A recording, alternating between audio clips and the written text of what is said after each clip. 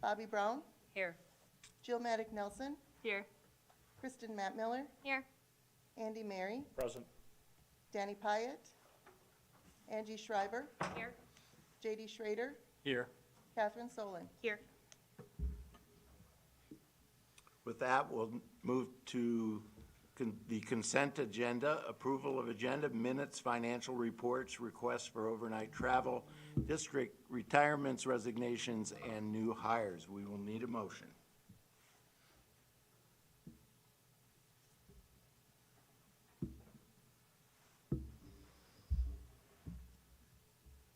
I will ask that the financial report and which other one? The buildings and grounds report be taken out of the consent agenda and be put in, where is this?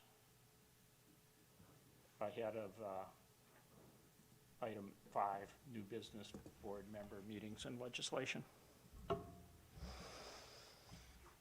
Okay, we will call that under 5 on new business. We'll do that under 6, board action, and we will call it the finance under A1, the building and grounds under B2, and what is currently A, consideration to approve the Donovan Group as facilitator of the Facilities Task Force will be listed as A3. Mr. President, I asked that these be put in ahead of board member meetings because I would hope that we're talking about legislative stuff, and these two reports would be pertinent to legislative. And I put them after because I thought you giving that legislative report would set it up. So you want it before? That's okay. Yeah, Okay. or I'm okay, we can just bring stuff up out of those meetings, Okay. if that's all right with you. Yes. Okay, then I'll go ahead and I move the board approve the agenda. Minutes from March 24th, 2023, Board of Education meeting. Minutes from April 6th, 2023, Board of Education meeting.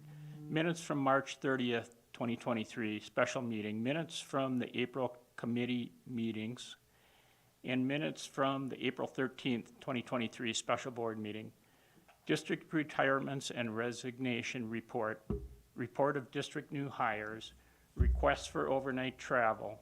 Financial reports for March 2023, consideration of current bills, checks number 6790 to 6850 in the amount of $98,075, ACH numbers 222301001 through 222301094, in the amount of $770,766.07, and one wire transfer in the amount of $17,408.17, for a total of $886,249.24. Angie. I would like, and I apologize if I was supposed to say this before you read that because I was waiting for you to stop and I didn't get a chance to say it. I'd like to take the new hires for board approval out of the consent agenda and put that, I guess, before the CESA 9 service contract. Or under that, if we can discuss both, I guess, at the same time.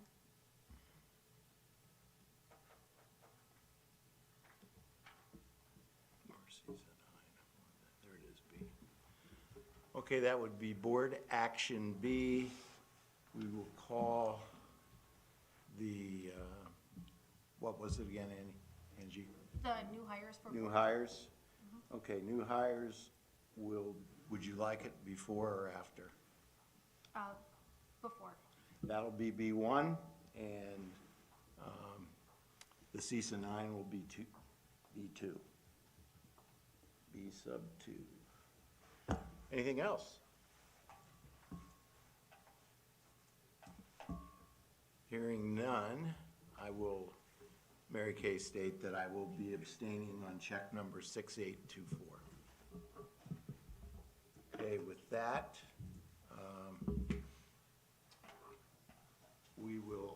up for the vote. Let us know when you're ready.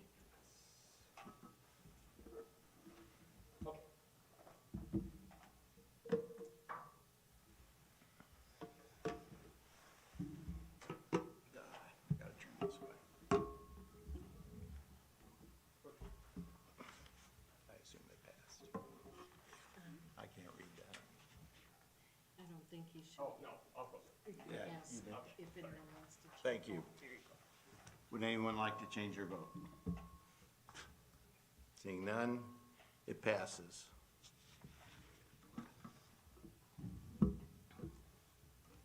Okay, we are now into reorganization of the board, nomination of the election pro temp, presided over the incumbent board president. That's usually you, correct? That one, you're the next one. She's clerk, right? I would nominate Mary Kay as the clerk pro tem. Any others? I'm just gonna do ayes at this point. All in favor, say aye. Aye. Opposed? Carried. B, nomination and election chair pro temp presided over by the incumbent board president. I would nominate Dr. Sprague as the chair pro tem. Any other nominations? Hearing none, all those in favor say aye. Aye. Opposed? Carried. Okay, then we will now seek nominations for and election of board president. I'll nominate Kristen Matt-Miller. I appreciate the nomination, and since it's so early in my time on the board, I am still learning, and if I'm lucky enough to continue on the board, I would love to do that at some point, but I will decline the nomination at this time. Any other nominations for board president? I nominate Danny Pyatt. And while Danny is not here, I did speak with him by telephone, and he accepts that nomination. Any other nominations for president? I'll nominate you, Dave. Are you going to decline again? Yes, I will decline. But thank you. And the third and final call, nominations for president. Okay, then, all in favor of electing Danny Pyatt as president, say aye. Aye. Motion carries.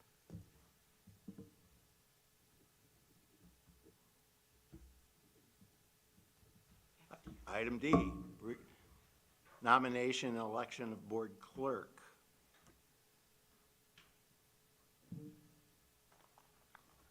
I'll nominate Kristen Matt-Miller as clerk. I will accept the nomination. Any other nominations?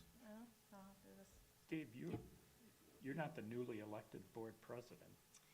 No, but since the newly elected president isn't here, he'd still fill in Okay, until we have all right. a election or. I asked the same question. If Dr. Sprague should be doing this, but we're okay. Okay. Is there a second nomination for clerk? Hearing none, is there a third nomination for clerk? Hearing none, Kristen Matt-Miller has been nominated. All those in favor say aye. Aye. She is it. This one is for board vice president. Any nominations? I'll nominate Jill Maddock-Nelson. Thank you for the nomination, Mr. Mary. I will respectfully decline. Is there a second nomination for vice president? I will nominate Dave Bardo for vice president. And I will accept. Is there a third nomination for vice president? I'll nominate Bobby Brown. I would respectfully decline. It's a little early. But thank you. Having 3 nominations considered, David Bardo is on the, for Vice President. All those in favor say aye. Aye. All those opposed? Carried. Nominations for Board Treasurer. I nominate Jill Maddock Nelson as the treasurer. I will accept that nomination, thank you. Is there a second nomination for Board Treasurer? Hearing none, is there a third nomination for Board Treasurer? Hearing none, Jill Maddock Nelson has been nominated for Board Treasurer. All those in favor signify by saying aye. Aye. Aye. Those opposed? Carried.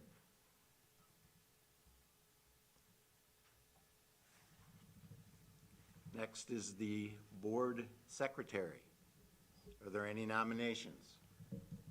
I'll nominate Mary Kay Pregler.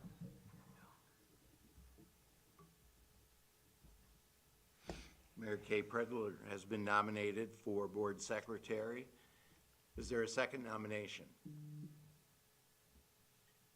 Is there a third nomination? Hearing none, Mary Kay Pregler is nominated for the Board Secretary. All those in favor signify by saying aye. Aye. Opposed? Carried.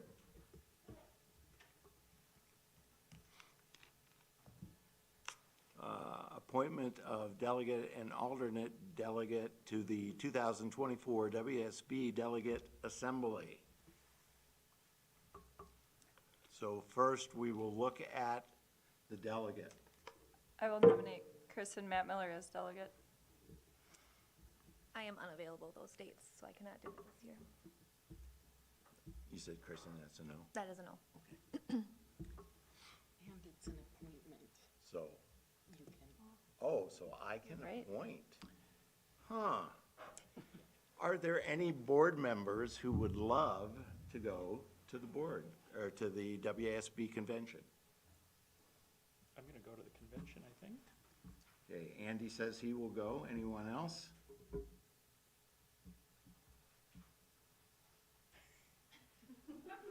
I would love to go, but I can't. It's really a good time. Jill, are you going? A lot of I would go, Dave. Okay.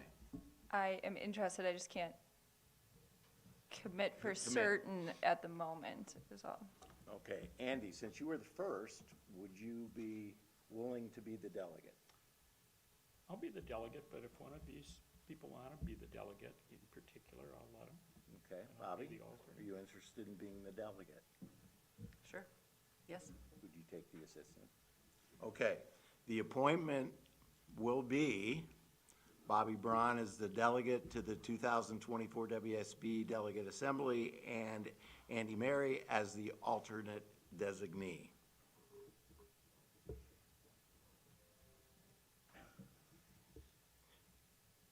You know, it's fun having the ability to actually appoint, although these are Danny's appointments, just so we're clear, after this one. Okay, appointment of representative for the Joint Review Board for Tax Increment Finance Districts, TIF, with the City of Antigo. And I move that the board appoints Angie Schreiber as our TIF representative. She did it last year. Consideration of designation for the official publication. This one is procedural. On the record, it shows, I move the board designate the Antigo Daily Journal as the official publication of the Unified School District of Antigo. Is there a motion? I move the board designate the Antigo Daily Journal as the official publication of the Unified School District of Antigo. Any discussion? Hearing none. All those in favor of the Antigo Daily Journal as our publication of record, say aye. Aye. Aye. Opposed? It passes. Consideration of designation of official depositories. Is there a motion? I move the board adopt the following as the official depositories for the Unified School District of Antigo. Number 1 is Banner Bank. Number 2 is BMO Harris Bank. Number 3, Covantage Credit Union. Number 4, Associated Bank. Number 5, JP Morgan Chase Bank. Number 6, Mid-American Administrative and Retirement Solutions Incorporated. Number 7, PMA Financial Network, Inc. / Wisconsin Investment Series Cooperative. And number 8, a Wisconsin Local Governments Investment Pool. Any discussion? Hearing none. All those in favor of naming those 8 depositories as our official depositories for the Unified School District of Antigo signify by saying aye. Aye. Aye. Opposed? Carries.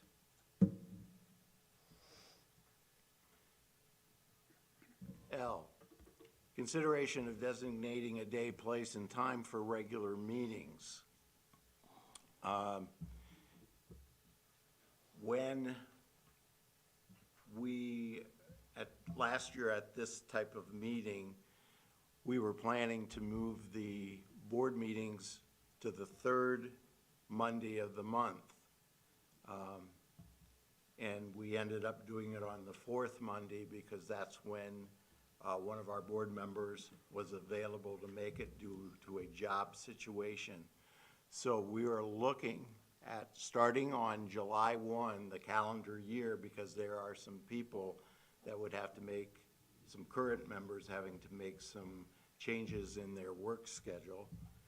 And the recommended action is that we move the board, approve the 3rd Monday of each month at 6 p.m. at the Antigo High School Media Tech Room as the day, place, and time for regular meetings beginning July 1 of 2023. Now, when I talked with Danny, again, we had it at 6 prior to this year. We moved it to 7. So Danny's concern is, will all the members here be able to make it at 6, or would it be better to be 6:30? So that's the discussion. And what's in the motion that somebody will read currently is 6. So Made it at 6 a couple times last year, so I think I can do it again this year. I would ask it, I could do 6:15. I cannot do 6. okay. Do we have a motion for discussion or No, well, I read the motion, but Okay. somebody else should read it. But I was hoping to have a discussion so that when the motion was read officially, it would be, the time would be correct. So you are probably correct, Jill. So why don't you read the motion with the time you would like us to consider? I move the board approve the 3rd Monday of each month at 6:15 p.m. at the Antigo High School Media Tech Room as a day, place, and time for the regular meetings beginning July 1st, 2023. Okay, is 6:15 a problem for anyone on the board? Why are we waiting till July? I tried to explain that, JD. Danny told me that there are current members here have already have their work schedules out there for months, and July 1 being the start of the calendar year. Okay. All right. That's why we didn't want 7 and the 4th. That's all right. That's why we discuss things and answer questions. Anybody with a problem with 6:15? Okay, so July 1, as of now, and I'll go to you, Angie. As of now, it's July 1 is when this will start on the 3rd Monday, and it would be a 6:15 start. Angie? You answered my question. Okay. Any further discussion? All those in favor of the motion signify by saying aye. Aye. Aye. Those opposed? Carried. M, consideration of designating a day, place, and time for committee meetings. This is just Danny, right? Okay, this is coming from Danny. This is not a vote. And He moves that the board approve the following schedule for its committee meetings beginning July 1, 2023. The Curriculum and Instruction and Pupil Services Special Education Committee meetings meet on the first Monday of every month at 6 o'clock. That would be that would be Curriculum and Instruction, and 7:15 respectively, which would be Pupil Services and Special Education. The Policy and Personnel Committee, Finance and Buildings and Grounds Committee will meet on the second Monday of each month. Policy and Personnel, if needed, at 4:30, Finance at 6 o'clock, Building and Grounds at 7:15 respectively. All committee meetings are held in the Antigo High School's Media Tech Room, 210-4. Okay, so everybody knows, starting July 1, committee assignments will take forth with those So it was listed as I move. okay, so we need to move, yeah, because what it is I'm going to read the committees into the record. So we need a motion for moving the committee meetings to the first and second Monday and the appropriate time. So somebody needs to read that. Can I ask you a question first? Sure. Is policy gaining some new, is policy and personnel, is that new responsibility, or is that just a new name? I thought it was just policy before. Danny changed the name. So new also responsibility? Maybe? Yeah, because it'd be handling personnel then as well, not just policy. But Danny and I discussed that, and really personnel is either in closed session or Right. in a full board meeting when you approve new hires and resignations and retirements. So we're not sure what any changes would be, but, Right, because we didn't have too many policy meetings. right. Right. Okay, but we need a motion as presented. I move the board approve the following schedule for its committee meetings beginning July 1, 2023. The Curriculum and Instruction and Pupil Services Special Education Committees meet on the first Monday of every month at 6 p.m. and 7:15 respectively. The Policy and Personnel Committee, Finance, and Building and Grounds Committees meet on the second Monday of every month at 4:30 p.m., 6 p.m., and 7 p.m. respectively. All committee meetings are held at the Antigo High School's Media Tech Room, 210-4. Motion is made. Any further discussion? I guess I have a concern. I guess it would depend on possibly who's on each committee, because somebody might have an issue being here at 4:30 due to work. And what? Administrative content as the assignments. Oh, okay. I think Danny has it laid out, so. Any other discussion or questions? Yeah. It won't be a problem. If not, all those in favor of the dates and weeks and times for our committee meetings, approve this by saying aye. Aye. Aye. Opposed? Hearing none, it carries. The committees for 2023-24 are as follows. On the first Monday of the month at 6 o'clock is Curriculum and Instruction. Jill Mack-Nelson is the chair. Also on it is Kristen Mattmeller and J.D. Schrader. Pupil Services and Special Education is at 7:15 with Kristen Mattmeller as the chair, Jill Mack-Nelson, and Bobby Braun. Second Monday of the month is Policy and Personnel at 4:30 if needed, chaired by Bobby Braun with Catherine Solon and Angie Schreiber. Finance at 6 o'clock is chaired by Dave Bardo with Angie Schreiber and Andy Mary. And Building and Grounds at 7:15 with Angie Schreiber as chair, Andy Mary, and Catherine Solon. That is the committee appointments. Okay, we are now to N, approval of authorization of electronic signatures. So we need a motion. I move the board authorize the use of the board officers' facsimile and/or electronic signatures as allowed by law and not prohibited by rules and regulations of the respective agency or organization. Any questions or comments? Hearing none. All those in favor of that statement as to electronic signatures for approval, signify by saying yes. Yes. Yes. All those opposed signify by saying no. It carries. We are to citizens and delegations. Student representatives report. Ava.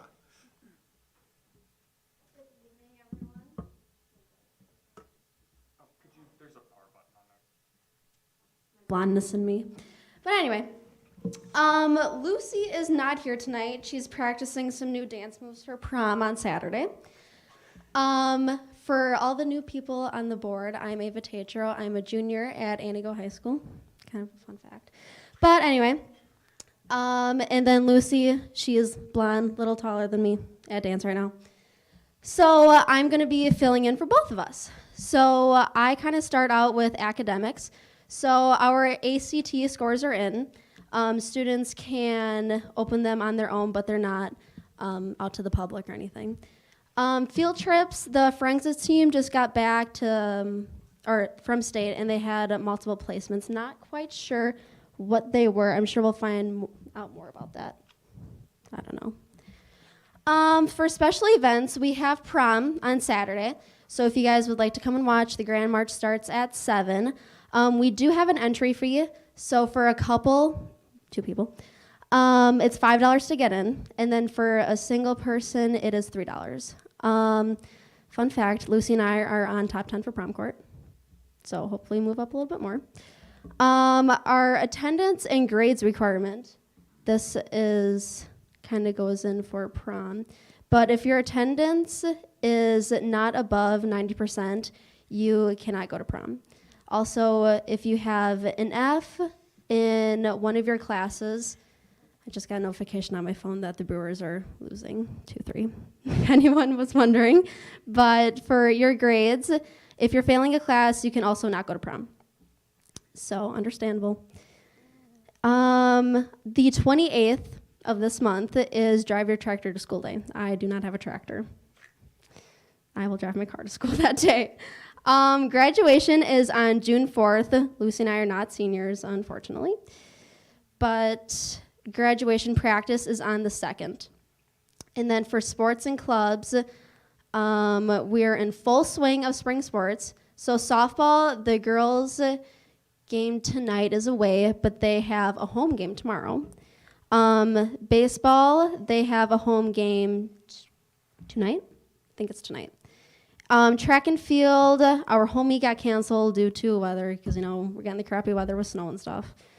The girls' soccer, they have tomorrow and Thursday as home games. And then boys' tennis, they just have practice tonight. So, unfortunately, there's no chicken on the roof tonight either. Do you guys have any questions?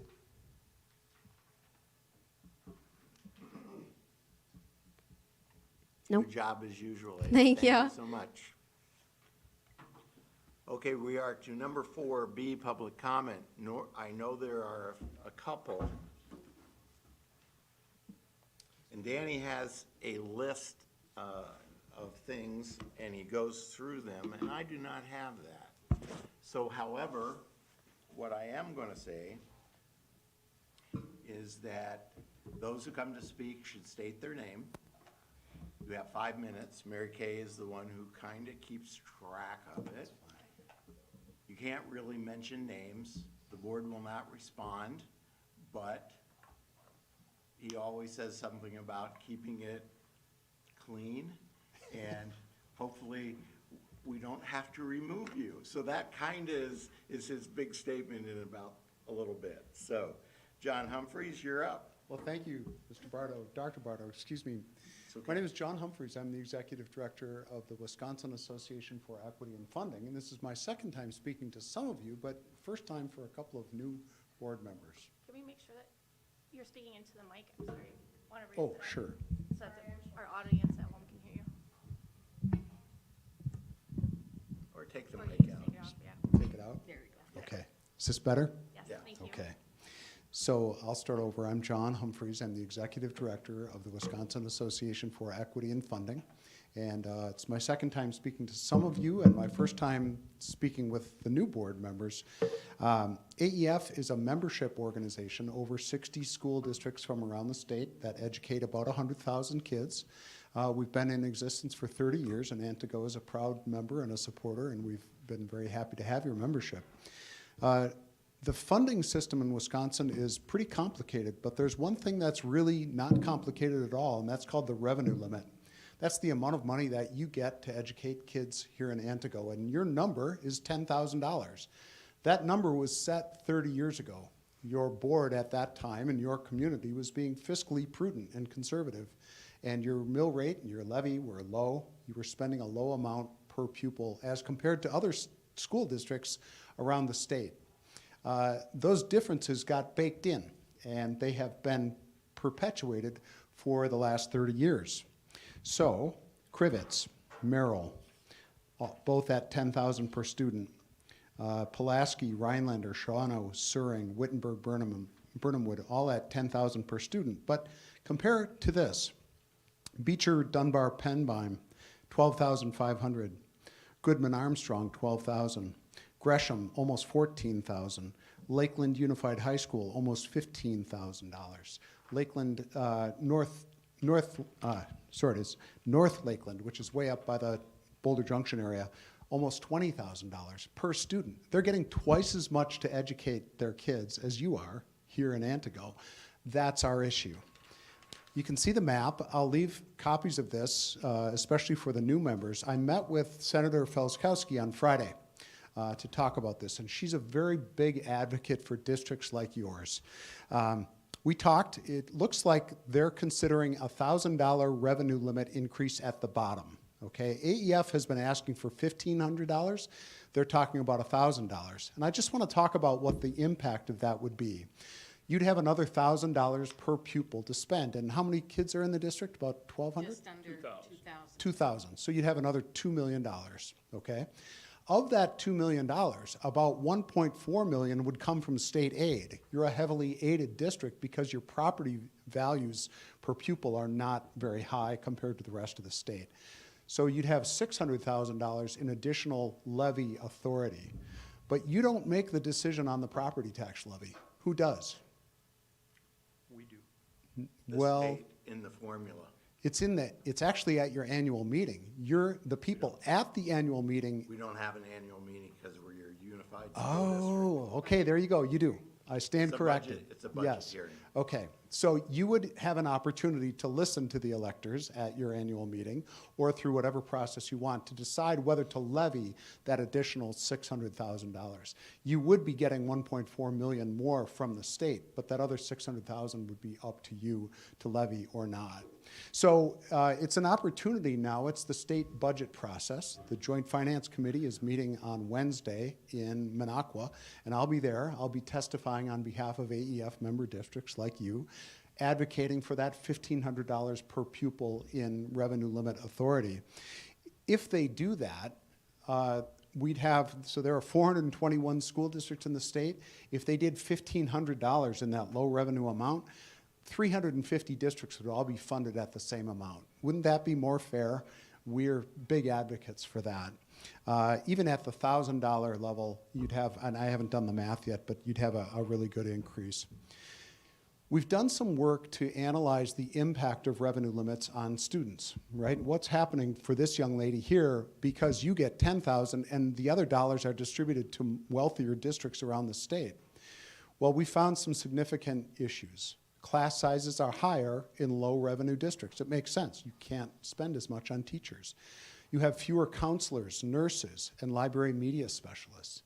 College entrance rates are actually higher in high revenue school districts than in low revenue districts. We think that's patently unfair. So we're ready to go to court and suggest that this is an unconstitutional system where tax dollars, I say to legislators, it's a communist system. The government is picking the winners and the losers. We don't think that's right. So you have an opportunity to comment on the state budget proposal. We want to encourage you to use that opportunity to talk about the low revenue ceiling, advocate for fairness, and recognize that if those additional dollars are going to be levied, that you have that opportunity, but a fair amount of those dollars will be coming from the state. So, time is up. So you said, I'm sorry, can I ask a question? 600 from the state and the other 400 we would have to levy, or was it the other It way? was 1,600 from the state, or So your revenue limit right now is 1,400 from the state, $10,000. If they increase it to $11,000, you have 2,000 kids, so that additional $1,000 times those 2,000 would be $2 million. You're a highly aided district. You get about 2/3 of your funding comes from the state, and about 1/3 from your local taxpayers. So of that $2 million, 2/3, about $1.34 million, would come from the state, and the other $650,000 would come if you decide to raise the mill rate. You'd still be getting the 1.35, so that'd be a good thing. I'd encourage you to accept that and support that as a proposal. Good. Well, I'm going to leave some copies of this map, and seeing as you're the new school board delegate, I'm going to give you the copy that I gave to Senator Felskowski. But these are all available on our website, AEF website, and there's a map for you, sir and ma'am. And yeah, encourage you to check out the website. And if you have any questions, I'm always available. Love to chat with folks, and thank you for the time. thanks, John. Did you say there was a place we could comment online, or do you have to go to one of the budget hearings? Or aside, or you just email your legislator or call them?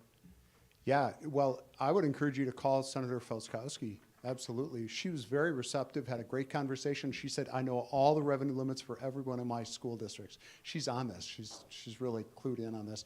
I'm not sure about who's your in the assembly. Calvin Callahan. Who is it? Calvin Callahan, Oh, Callahan, yeah. So he's new, right?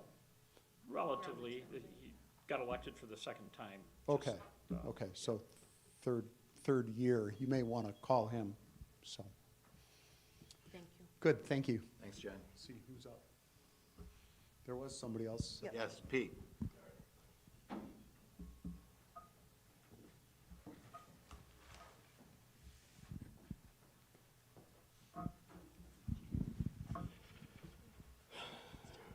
For those of you that don't know me, I'm Pete Lewandowski. I've been an educator in the district for the past 32 years. I'm here to speak on item 6G, the longevity stipend. I've listened to boards over the past 32 years say that attracting and retaining staff is a priority. For years, I've watched the district raise the base salary faster than the rest. I've watched inexperienced or unlicensed teachers hired above the base salary. This year, I saw that in addition to sign-on bonuses. According to your board agendas going back to July 2022, you paid 7 incoming teaching staff a total of $21,000 in sign-on bonuses, approximately $3,000 per person. Your proposal tonight offers returning veteran staff of at least 25 years $1,000 per person. To me, that says your priority is still on attracting rather than retaining.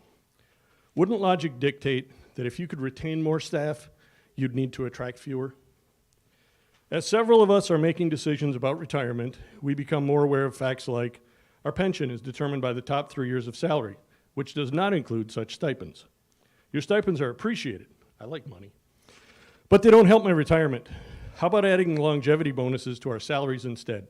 It then becomes more of an incentive for us to return to Antigo next year. Not only will it encourage us to stay in Antigo, but also remain in education. In closing, I challenge you to also think about the staff that has been here 15 years or so. They're at a crossroads, deciding whether to continue in Antigo or seek employment elsewhere. What do they have to lose by leaving? What do they have to gain? I would hope that you would prefer that they stay here like the other 27 of us that have been here 25 years or more. Thank you. Thank you. Thank you, Pete. Okay, we are to number 6. No, I'm sorry. We are to number 5, new business, which is a board member meeting and legislative report.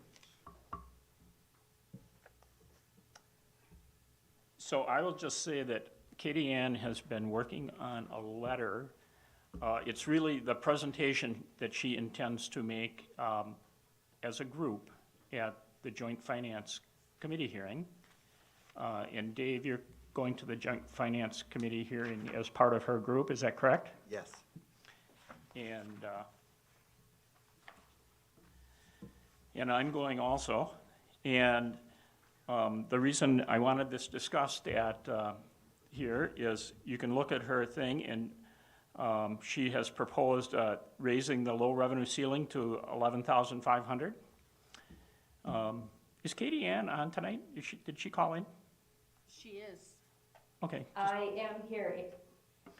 Well, I'll just continue on here for a little, Katie, and then you can correct what I'm saying. So she's proposed raising the low revenue ceiling, and so it would be nice if we would all sign, if the board as a group would sign on to this, because I've talked with Senator Falkowski and Representative Callahan, and they respect my comments as a board member, but they would also expect, give it more credence if our whole board signed on, or a portion of our board. But I don't want to mislead anybody. And Katie, when we talk about the low revenue limit going to 11,500, what is the tax impact on that? Because I know some new board members here ran on the billboard, said, do you like your low taxes? Vote for these 3 people. So I want them to understand what this would mean to the tax levy. How much would the tax levy go up?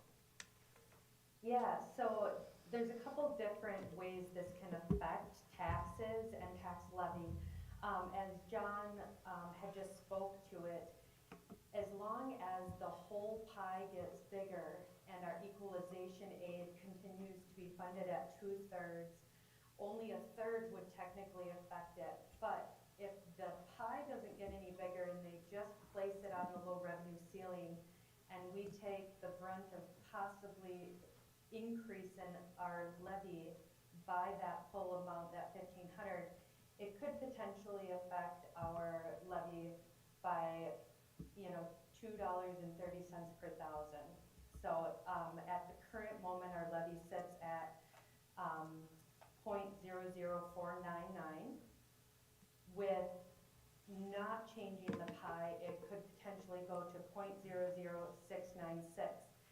Now, that's not the norm. Normally, as one slice of the pie gets bigger, the whole pie gets bigger, and the 2/3 and 1/3 funding stay pretty consistent. And at that point, our levy would minimally, it'd stay pretty consistent, maybe increase a tiny bit. And so it really depends on how the legislators increase the funding total as the pie, if that makes sense. Katie Ann, can you talk about how many years ago was our levy already at the same rate that $2 would add to it? Was it just relatively recently, wasn't it, within the last 5 years, but it went down every year, we had declining enrollment? Correct, and Andy might be able to speak to this a little bit more, being that he has been on the board longer, and I don't quite have the gray matter that Tim had, but I want to say for the past couple of years, it's been about $2.50 per thousand in this similar scenario, increasing the levy, that it'd go up by that $2 and some odd cents. So yeah, I think it was only 2 years ago that it was about $7.50, and now it's about $5. And if you go back 5 years, like you're talking, JD, I think it was about $8.50 or somewhere in there. So it's our revenue limit has come down, and as Tim has mentioned, that's great. But when you want to go back up, $2.50, you're increasing the revenue limit by 50%. You're increasing taxes by 50%. And then the other thing, Katie, that I'm not always quite clear on, if this, we get funded, local taxes is about 1/3 and state is 2/3, but in the first year, if it would go up, is that what it is, or do we pay it all in the first year? Local taxes pay it all. It all depends on what legislature puts into place, but the way it's been, that I perceived that in the past, that the whole pie gets bigger. And so therefore, it would be right in year 1, 2/3, 1/3. Okay. Katie Ann, as I'm looking at it and doing math in my head, because we have 2,000 students, and if we go up 1,500, that's $3 million, correct? Correct. So in relative terms, the state would be giving us $2 million of that 3 million, and we would be paying 1 million of that 3 million. But Correct. that would significantly help our district. Yeah. I think there's another way to look at this. And Dustin, if you could bring up the March 6th Finance Committee meeting and just go to item D there, and it's budget planning and overview. If you could put that on the board, not that sheet, but the first scenario.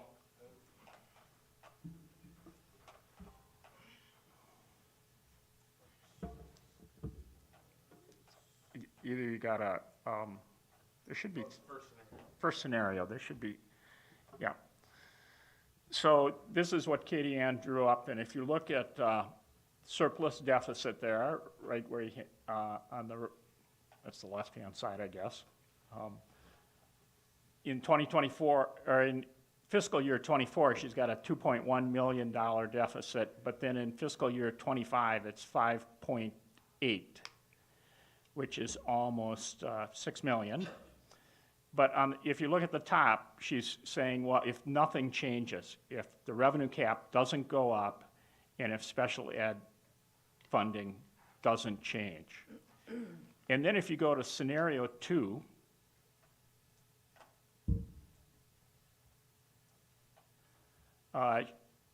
in this case, she has the revenue cap going up by 450 in 24 and 750 in 25, so that would be $1,200. And she's got a little increase over there in the special ed funding too, of 35, going up to 35% from 30 and then 40%. And if you look at the surplus deficit column, in 24, even with those increases, she's still showing our district having $1 million short in 24 and $3 million short in 25. And so if you think about that $3 million short, I should say, in 25, there's really 3 ways we can deal with it. We can get the state to increase funding, which is John was talking about there, raise the low revenue ceiling. We can run a referendum for $3 million, or we can make cuts for $3 million. And I think we can all do the math and say, hey, teacher is worth about 100,000, so we'd only have to cut 30 of them. So anyway, I like to go down and lobby for the state increasing this because it's a lot easier than trying to run a referendum. And I asked Katie how many referendums we've run since the revenue limit has gone in, and correct me if I'm wrong, Katie, but was it 11 referendums and one of them passed? Correct, and one was canceled, so you figure 9 failed. 9 failed, and so, yeah. So I'm gonna leave that. I'm gonna go on to item 2 in her letter. She's asking for counting economically disadvantaged students as a 1.2 FTE, and this was part of the Blue Ribbon Commission. That was one of the recommendations from the Blue Ribbon Commission, and Katie also has other data reports that show why you would want to count them as a 1.2. And item 3, she's asking for an increase in special education funding. The governor's proposal was to raise that to 60%. It's been hanging out at around 30% forever, and we always talk about increasing it. And if you want to, John Humphreys, you didn't go over this, but this is costing each child, regular education student, we're taking $1,600 from each regular education student to make up the difference in what the state doesn't pay for special education students. So Katie, in her presentation there, she's not showing special education going up much, and I'm thinking she's probably not wrong. but we should still ask for it. And then in the fourth one, she's asking for removing the restrictions on hiring retired teachers back. And that's pretty simple. So I don't know if we need further discussion on who wants to sign on to this letter, and also this letter can be submitted as, with making a few changes to it, and can be submitted as written testimony at joint finance. And one of the things I would add to it is Terry Fondo's letter that he sent us all earlier about poverty. So, are we signing on to this letter, or I don't understand what we're doing here tonight? Hopefully, each board member feels comfortable in doing so, because we'd like to have that done tonight, so we could just start one copy. And if you're not comfortable, as many of you who are, it would be better the more board names on there than singletons. And the other request, and now I'm speaking for you, Katie, but if any of you are interested in joining Andy, Dr. Bardo, and Katie, she will go very early to get the spot set, and the rest of you could show up when the hearings start, I believe 10 a.m., is that right? That's correct. I would ask that they get there closer to 9, just to make sure that we find each other and are ready to testify. But I would love for as many of you to make your way up to Minocqua. It's the closest one in the area, and it's an easy way to be heard, but be heard as a unified voice between admin and board members. Well, I will tell you, as the head of the Finance Committee, this came before us. We talked about the $1,500 more from this in our formula to take us to $11,500 per pupil. We talked about everything here on 2, 3, and 4, and I'm going to sign on. I know Danny will sign on. And it would look, if you are comfortable doing this, it would look good if all 9 of us did this. I have a question. Angie. And I agree with signing on to this, but I just have a question. Katie, when you list the deficits in scenario 1 and 2, is that including like the continuation of our ESSER funded positions, or is that, how does that come into play with this? It's totally separate. Yes, so there is in both scenarios. So the deficit for this next year, we still have ESSER funding though. So it's not in ESSER that is causing any deficit in 23, 24, because we still have that funding. There's still that $3 million on our books. In 24, 25, that $3 million is dropping off, but we have to realize a few things of that $3 million. That $3 million will have a large part of Jake's budget in there. And so that is general maintenance. And it was warned when it was put in there last year, and it continues to be in there, that we do have to sustain and find a way to sustain that after, as well as a large portion of our technology and our curriculum at the current moment. And again, very important things that we have to continue. There also are some very important support staff that a lot of people district-wide, building admin, and teachers feel that are very paramount to the continued success of our students. And so we will have to have deeper conversation about if we plan on sustaining them, how that looks, and what opportunity we have. Also noting that even once we pull some of those general things back out and find a way to sustain, there's lots of deferred maintenance on top of that that we need to be taking a look at as well. Okay, thank you. So Katie, that reminds me that I was going to ask Dustin if you would just go down to item D, it's the capital improvement plan, and just put that up, the attachment.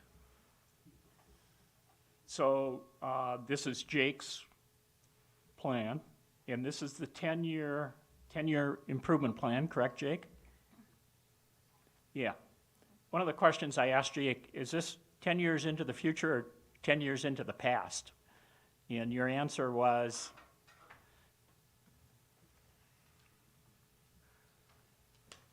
So, the majority of the items on this document are things that either should have been addressed already, in my opinion, or, Speak into the mic more.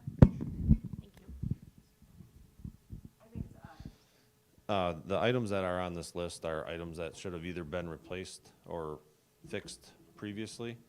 A number of them are safety concerns, and a number of them are efficiency items that would have a return on investment in a very short time. So every year that we push those off, it's costing us more money, but it takes money to replace those things and get those efficiencies as well. So to answer your question, Andy, yeah, these are items that should be done already.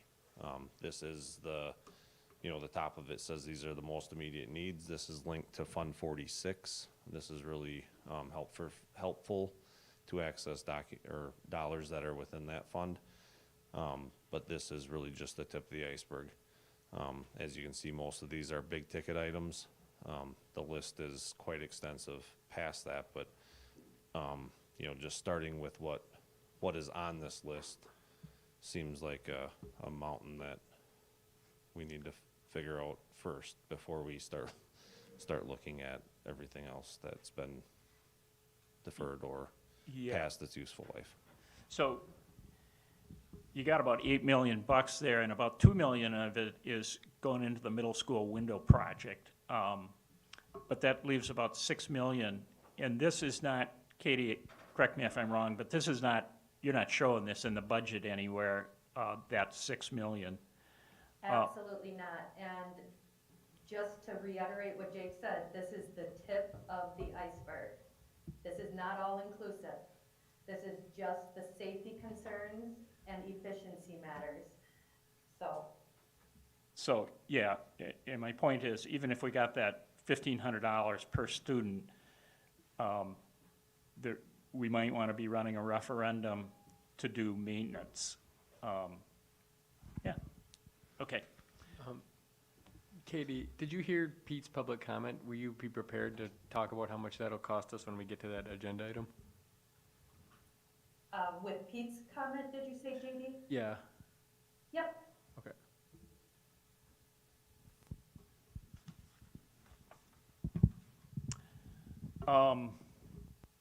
So I'm just going to ask one more question. In signing on to this letter, if you sign on to the letter, are you okay with, is everybody okay with making, Katie making a few changes to this, and then we get to submit it as written testimony also? Thank you, Andy, for bringing that up. I do want to just let you guys know there will be a few changes just because my opening paragraph is in single form. It's talking about I.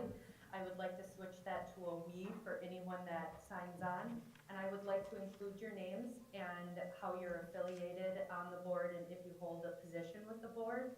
I can get that all complete and sent out to you guys tomorrow for your, email. Just email me back saying, yes, I agree, that looks good. I would just appreciate that. And then I will have it all set for Wednesday morning. And did that include Andy's thing from Terry? Because I can't remember when that was from, or did I just miss the email? I was suggesting that we attach that as a supplement for item 2 there, because it does a good job of explaining schools of poverty. But do you have it in your email recently, or is that older, or is it? I have it in my hand. Monday, January 30th. Does anybody else remember it, or does you want them to read through it quick? It's short-ish. In shortish, so Terry Fondo is a retired principal from Rhinelander, and as a retirement project, he has looked at state school report cards and how they relate to student poverty. And so he's saying that I'll just read part of this. Based on the analysis, most of Antigo schools are scoring close to where they would be expected to score for both English language arts and math based on their poverty levels. The exception is the middle school, where the actual scores are well above the expected scores. And then he gives the scores. Yeah. And so I just think it would be good for the joint finance to have this. I guess he goes on and to say that West and the high school have been given a fails to meet expectation rating by DPI, but that is because of the DPI system for arbitrary, not mathematically, validation, and does not significantly account for the impact of poverty on the test scores. And he goes on to say, for example, Merrill High School is rated as meets expectations, and yet Merrill High School actual ELA score is 80% of the standard deviation below the expected score, and the math score is 50% of the standard deviation below the expected score. So to me, this is just backing up why you would want to increase that poverty level funding. He doesn't have anything in there about us losing our growth score when we lost No, third no, grade, no. fourth grade in one building. Eddie, why don't you give it, we'll give it to. No, he does not. And so you know that Oh, sorry. the whole formula thing is really complicated for state testing there, Make it part of this. so. Okay, any more questions, discussion? Oh, one more thing, Dave. Christian Phillips from the Wisconsin Network for Public Education sent me an email and said all written testimony has to be in Wednesday. And so Katie Ann can take it along Wednesday, but yeah, I don't know how. Katie, were you thinking everybody was going to sign that written testimony sheet? Or it can be done electronically, huh? We can just say we'll sign it and she can type our names. So, what I can do is, the one from last year, or excuse me, 2 years ago, what Tim did, or what you did, Andy, actually, you wrote that letter, is you just included everyone who was in agreement with the letter, on the letter, and, had their information on how to contact them. I think that's more than doable, as well as if needed, what we could do, John Humphreys actually just sent out an email as well in regards to the letters that AEF has, that also really pinpoints some great data and needs within changing some of the funding that I can include when I mail letters to the senators, and we can get signatures on those if we think an actual physical signature would be needed. Okay.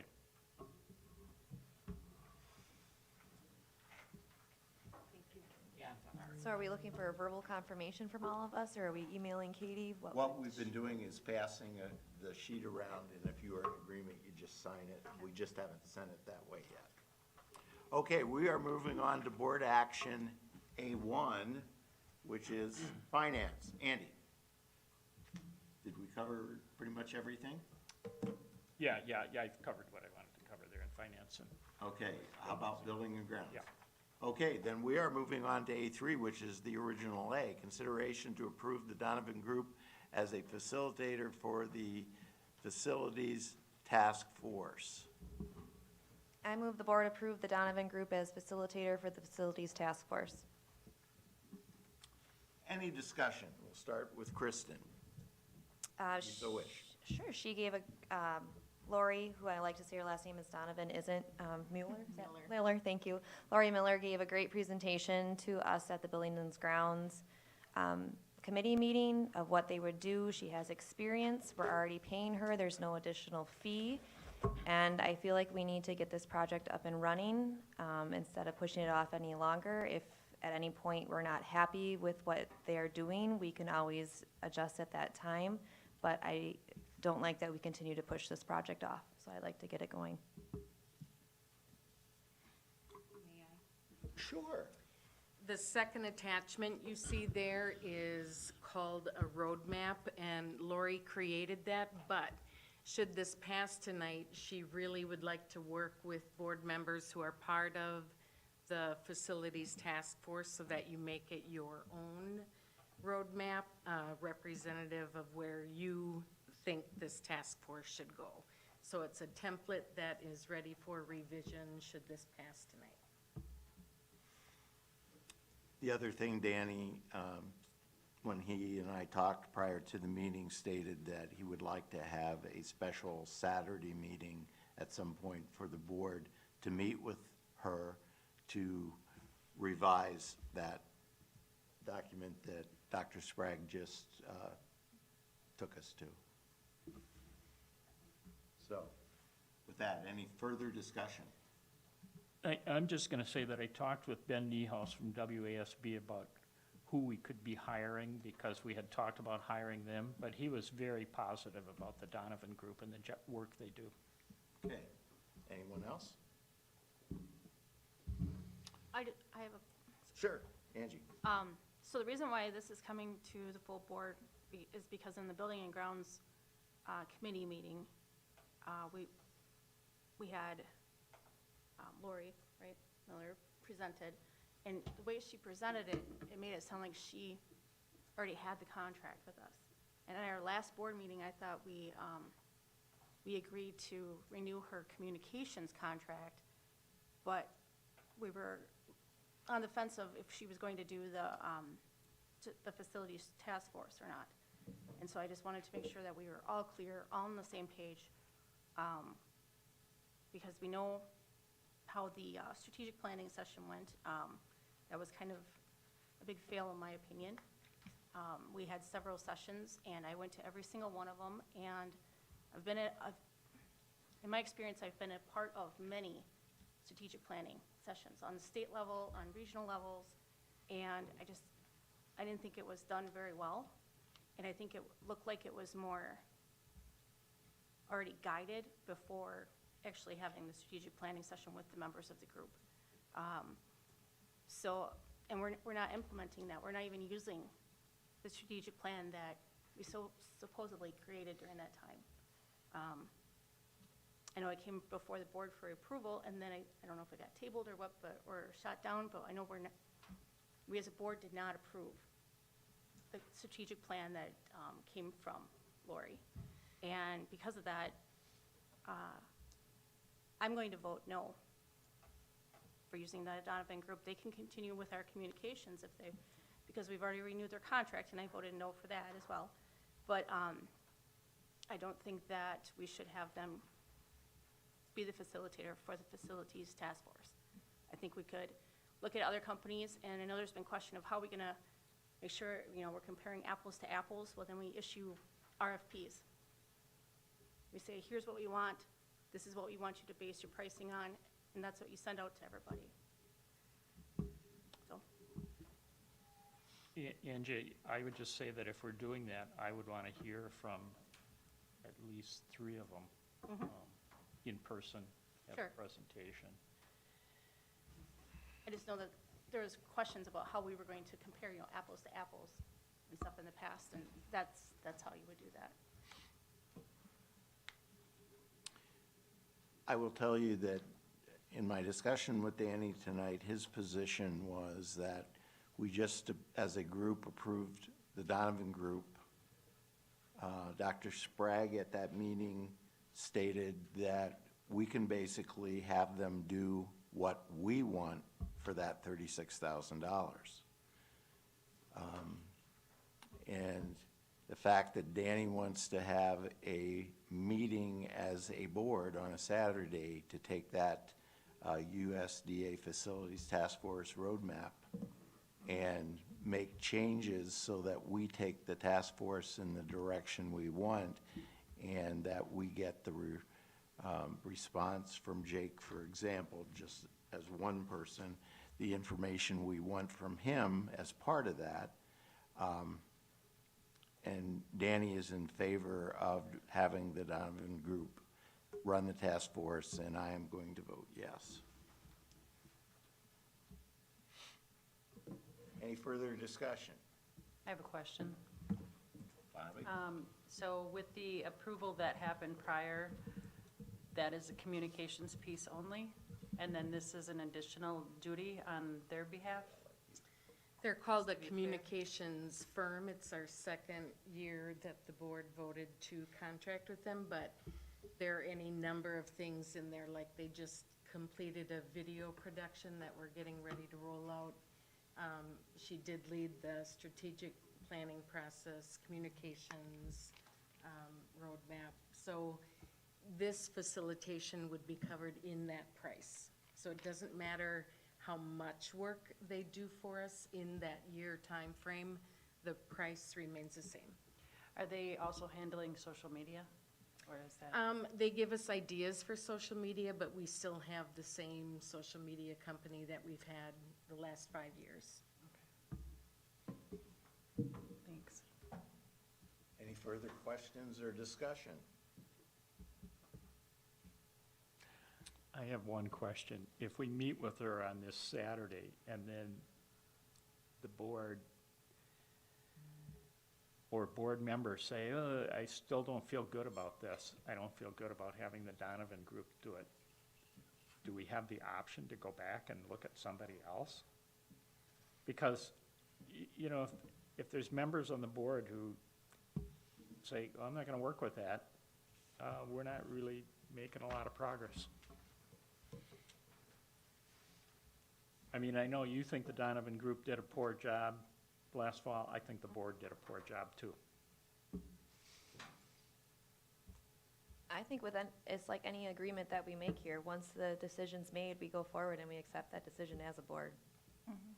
So if we vote to have them facilitate, all 9 of us vote to have them facilitate. Okay, just And asking. and just like with anything else, if it's not going well, we can bring it back, and if, you know, as a board, if we change our decision at that point, but we can't have 9 different opinions after that decision's made. Okay, anything further? I will be voting in support of the motion for the feedback shared. I support that. Okay. Anyone else? Okay. Mr. Racine, if you will open the vote.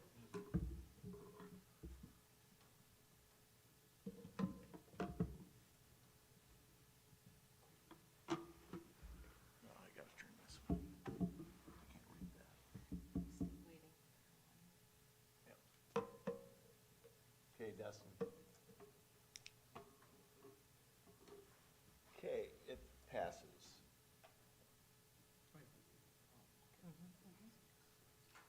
Is the line, slash line mean abstain? Abstain. Yes. Yep. Okay. Yep. Okay. B. At B, we have B1, which Angie requested to discuss new hires. Yes, I'm trying to find which tab I have that open in. So we're basically going back to the consent agenda and looking for, there's a new hires, when you're looking at the second one in each line, it's the 4th one down. Is that where you're at, Angie? Yeah, it's under the consent agenda for the new hires, yeah. Okay, so we can all open that up.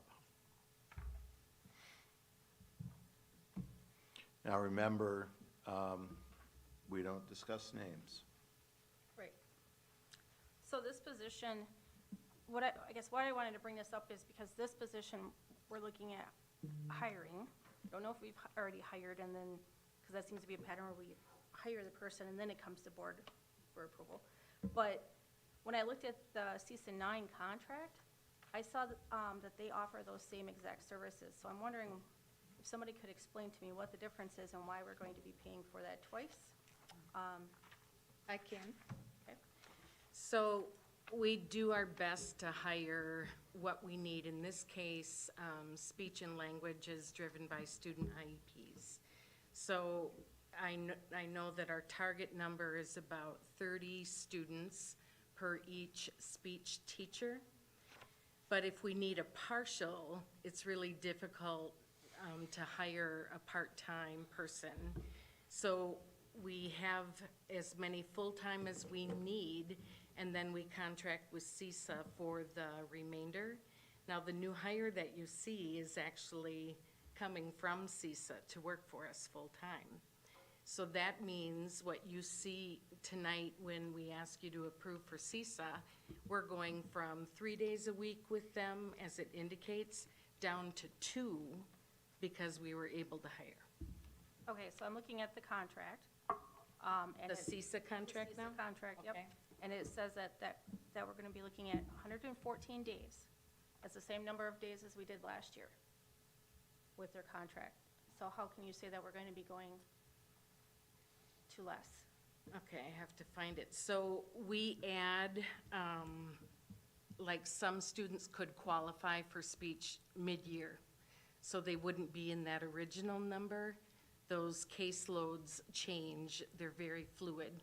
A student could also be exited from speech. Okay, So everything you see in CESA, like I know Amy's contracted for more days, let's say with their school improvement team or the reading folks there, then as we get going and with the school year, we realize that we need more services, they're willing to work with us and we'll add a certain number of days after the board approves the base contract. So what you see in there, Angie, there are, let me find it here.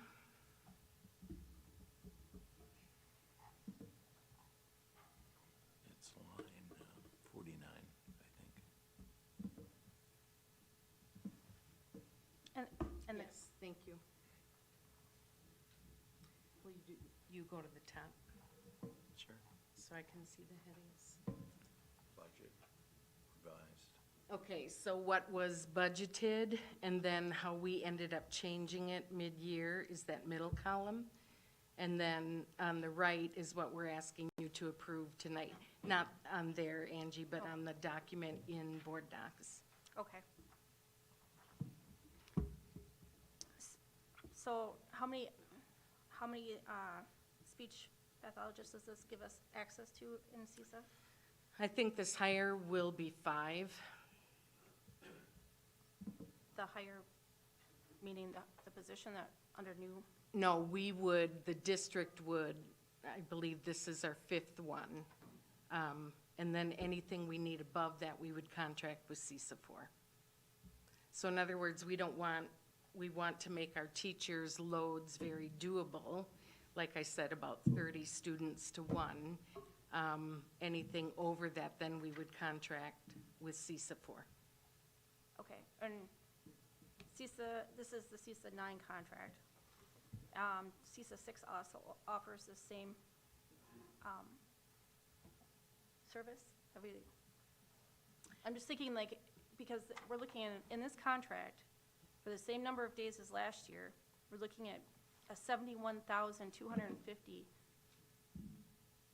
component of their contract. That's up $11,400, and we're looking at hiring a position Right, but for roughly that same amount. all of those different line items fluctuate. So we're talking just about speech, but if you look at that document with the 3 columns, you can see the comparison in other areas. And the other, Doc- thing is, and Dr. Sprague, if I say this wrong, or Katie Ann, if I say this wrong, if we don't use services on this contract, we don't pay.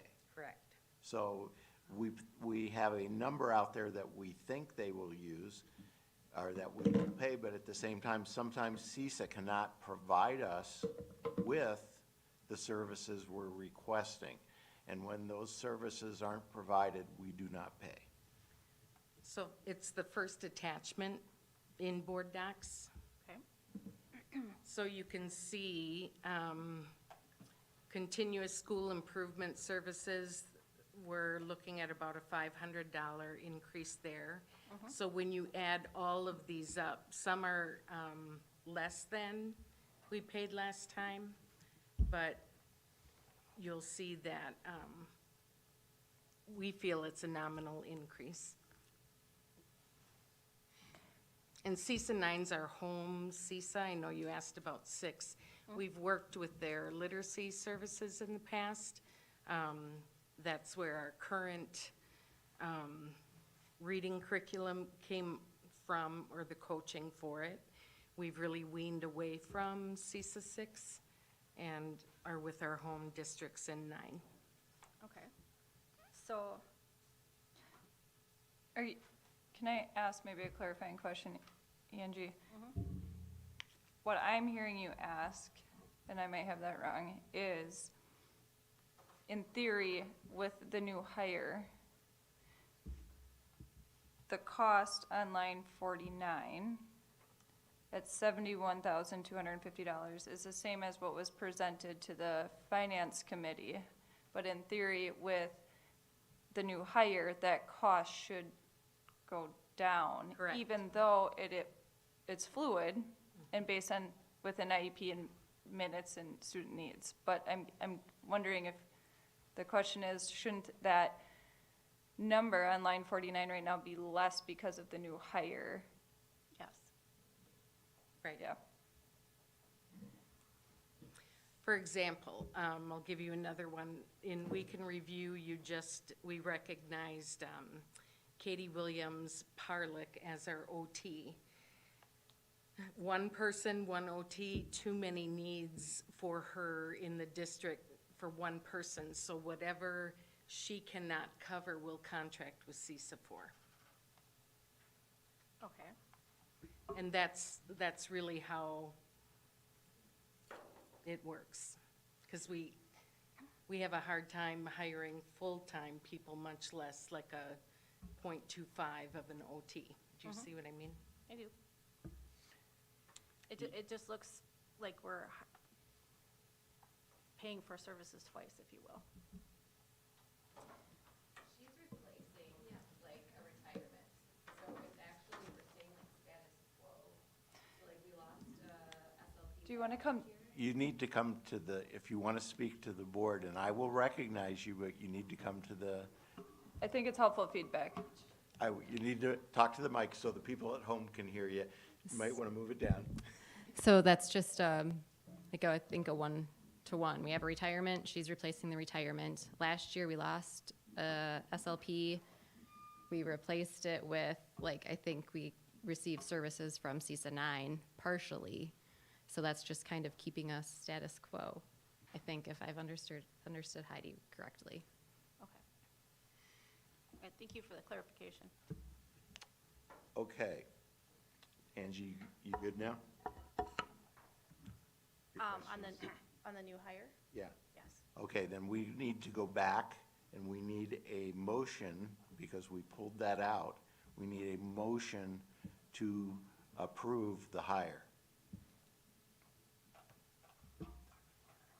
Dr. Barber, I had one thing, Oh, I'm sorry, Andy? yeah, just, you asked why that had gone up, and, we just went over contracts and costs at CESA 9 at, not the last board meeting, but the one before.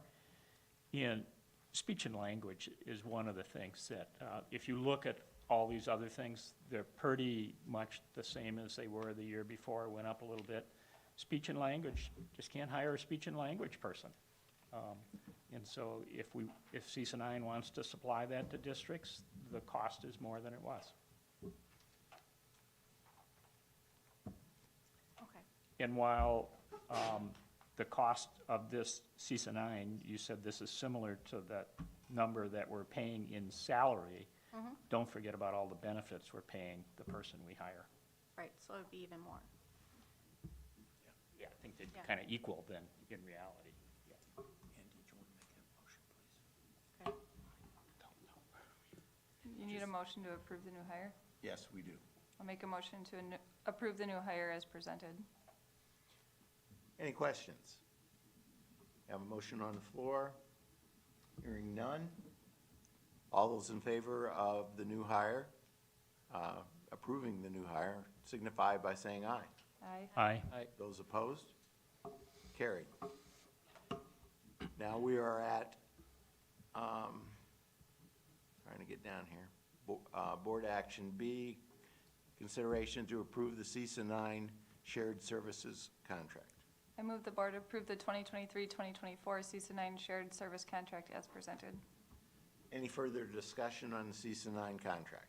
I will just share in the finance committee that we did review this. Katie, thank you for adding the columns to show the current budget, the revised. That was helpful. That was a request from the finance committee, so thank you. And I think it makes it really easy and transparent. But yes, this was well discussed in finance. Angie? I have a question. So on the contract, on line item 4, it says behavior and mental health intervention support for 50 days, and it's going up by $24,500. Can you help me understand why this is, especially since we have a ton of other programs that we are using and are coming up for renewal? Why we're going to be paying $24,000 more? So actually, if you look at the first attachment again, Yep. we're paying less. This year, we paid $37,000. Next year, we're projecting to pay $35,000. Okay, so we paid 37 this year? Yeah.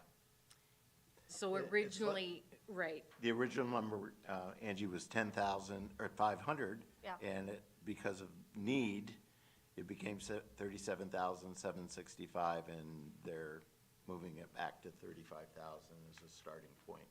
Okay. All right, I understand what you're saying, but can you help me understand why it went up to 37,000 even, when we have 7 mindsets, we have, what's the other one we approved? We have like all these programs centered around this. So how, I feel like we're really over, what's the word I'm looking for?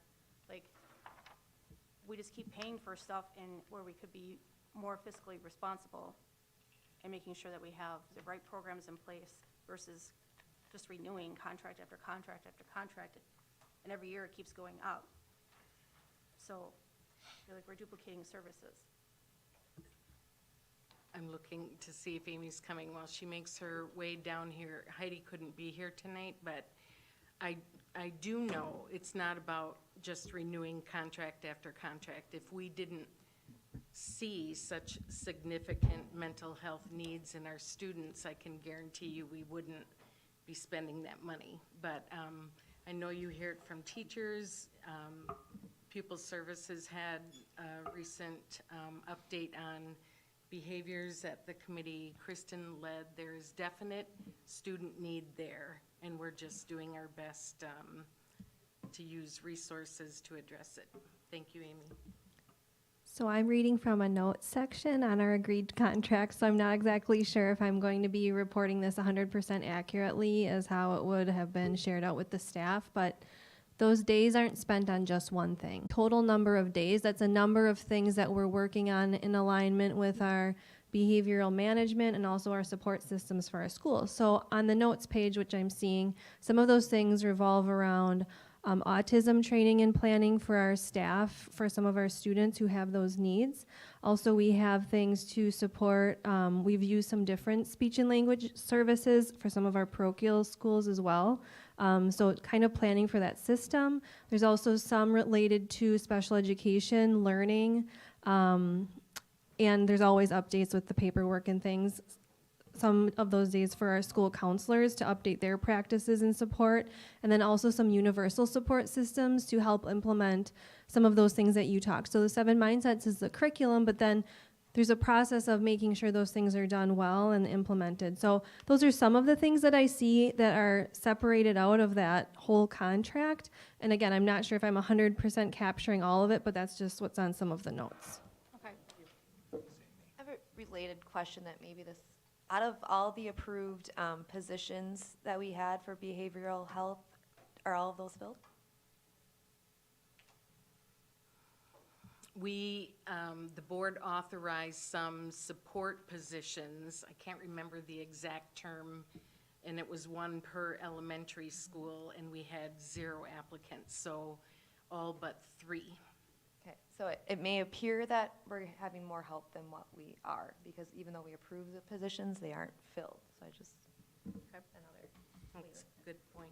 Well, and I know, like, last year when the time came for the CESA contracts and stuff, I said that I would like to see some kind of metrics, some data behind, how, what impact are they having on our school district? And now we're moving a year ahead, and I still don't see any impact. I don't see any data behind it. You just bring us this contract, and I see the numbers and everything, but that's why I wonder, because we have all these other contracts, and nobody gives us any kind of data on how they're impacting, what their outcomes are.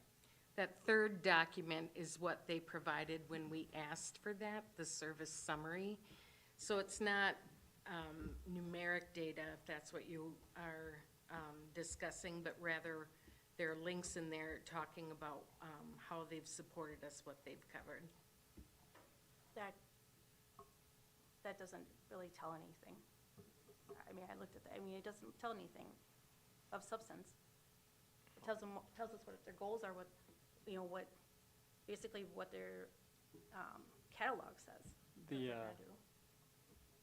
On the third document, it says the Writing Revolution book study. Andy and I went to East and we talked to a few teachers and they raved about it. They said it was great training and that their kids were writing so much so and they wanted to do it again. See? So that was that's the impact, but like, why can't they report that to the board when it comes time for contract renewal? That would make it easier to say, okay, yeah, I can justify paying. Because I guess we just More. wish that you'd trust our teachers' professional. Nobody here wants to spend money frivolously. That's why we change the contract each year so that it's just what we need and it remains fluid. If we didn't need these supports, I'd much rather spend the money elsewhere. Well, and I'm not saying I don't trust our teachers and I don't trust the administration, what you're telling me. All I'm saying is that I would like to see the data, the outcomes. So you'd like to see like how many students each one of these people meets with or something. But Something. yeah. showing the outcome is really Yeah. hard, right? We need like a controlled study and you'd have to No. see the gains and we'd, And they are, correct me if I'm wrong, Andy, are they state or federally funded? Do they get support through the state and federal? They're getting their Funds. support from Yeah. us. Right, but they're also, I believe they also get state and federal funds? Well, they get funds, so like the charter school thing, for helping charter schools establish that is, I believe that's federal funds that comes to them as a state, but that's like a separate department, that they're not using the funds over there to pay for a speech and language person. Or a behavioral specialist. They're not using any of those charter school funds for that. That's a separate thing. And the Wisconsin virtual school, yes, they're getting lots of money, but it's not going to anything on this contract. No, but they would have to give outcomes, correct? Anytime you get state or federal money, you have to provide it. Yeah, outcomes. they don't, I don't look at all that paperwork, if that's what you're asking. Well, I guess I'm just looking for justification for why we're gonna be So, spending. so what would you want to be looking, 5,000. would you want to be looking for, like, our kids with disability number dropping from 16 down to 8 or something? That would be an indication of, That, or, a certain program, if it's made an impact on, say, an elementary, whatever grades, reading. The grades went from this to this because of our services. It shouldn't be that hard to do. That's a stretch, though. I mean, we it? could do that, absolutely, because how can we attribute that to just one contract when the teacher's the most impactful? Right, I mean, that's a fair variable. point, yep. Yeah, so. But they could at least, say that they had something to do. I mean, this is just giving us a contract just to say, okay, yeah, and blindly accept, I guess, and I don't like doing that. Heather, your school is one that has shown lots of improvement. Does any of this you know, like, does this behavioral stuff have any impact on your school? It's every day. I mean, it's nice to have other people involved and.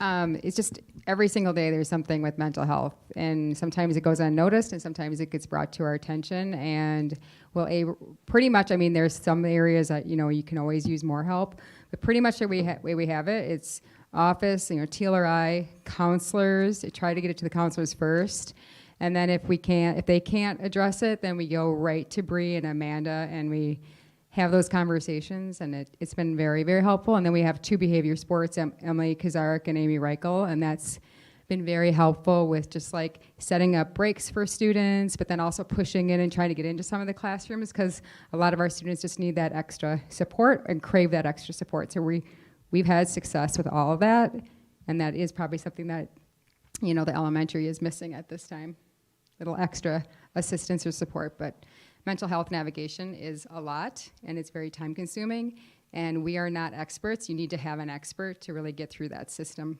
quickly and efficiently. And I totally agree with you. I guess, so if they could even provide numbers, how many times have you been to the middle school? You were in 4 classes, I don't know. I'm not looking for daily, I'm looking for like on the yearly amount, so that when we talk about being fiscally responsible and holding, us as board members accountable, our administration accountable.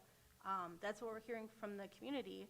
But yet, when we have just these contracts that keep coming to us and there's really no outcomes, no data providing any metrics or anything. I would agree, Angie, that I think a board member should be able to ask definitely the detail on every line item on there. And I had a question I wondered about as far as services that we don't utilize. Gifted and talented coordinator for one thing, if that's a whole nother topic. But I would agree that just looking at this and being new, that I also had questions on some detail or some summary of what the performance is with the dollars that are being spent. So.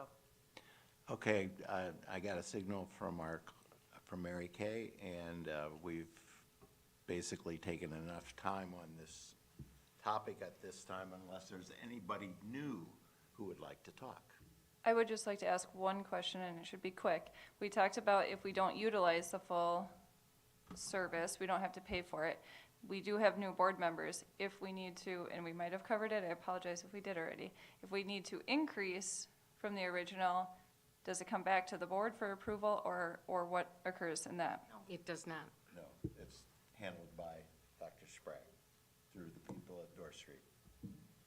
Thank you. Okay, any other questions? Would you like to? Yes. So I wanted to speak to Angie, your comment about asking for more specifics or justification. We have worked and contracted with CESA 9.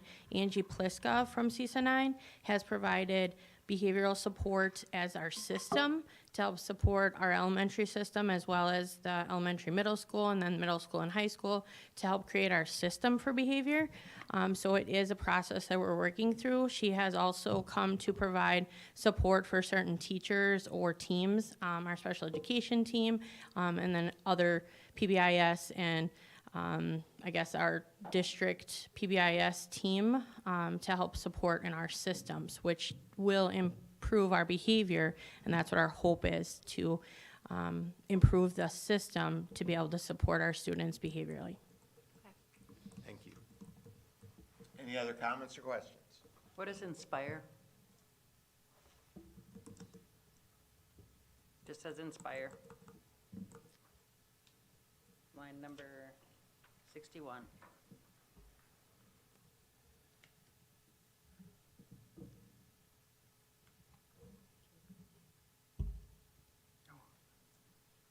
This says that 51 is speech and language. I'm sorry, 14. On the shared service contract, 23-24. So I believe that's the first document. It's actually at the end, Oh, after 61. It's No, the it's middle, 14. it's the middle attachment, and it's number 14. Oh, middle attachment.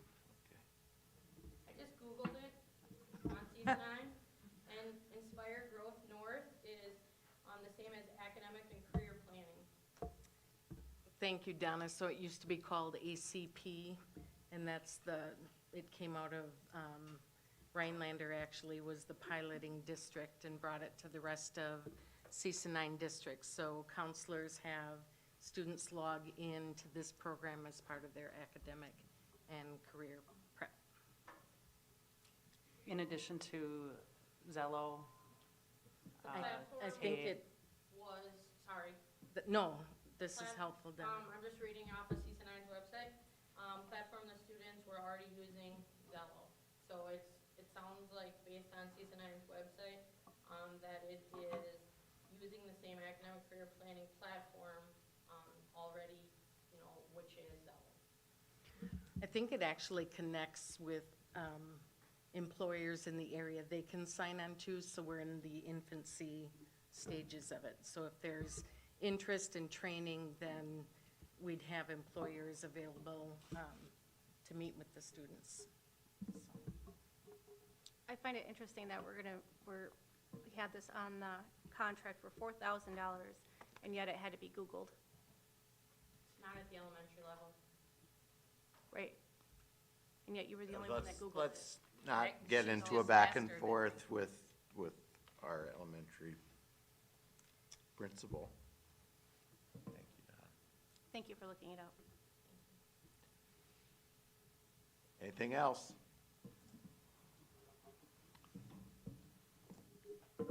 Okay, the motion is on the floor. It says that we would approve the CESA 9 shared service contract as presented. All those in favor signify by saying aye. Can we take a roll call or vote machine? Oh, I'm sorry. I'm so used to doing that from past years. I apologize. Yes, we're going to use the machine. Dustin, if you can get it ready for us, and it's up.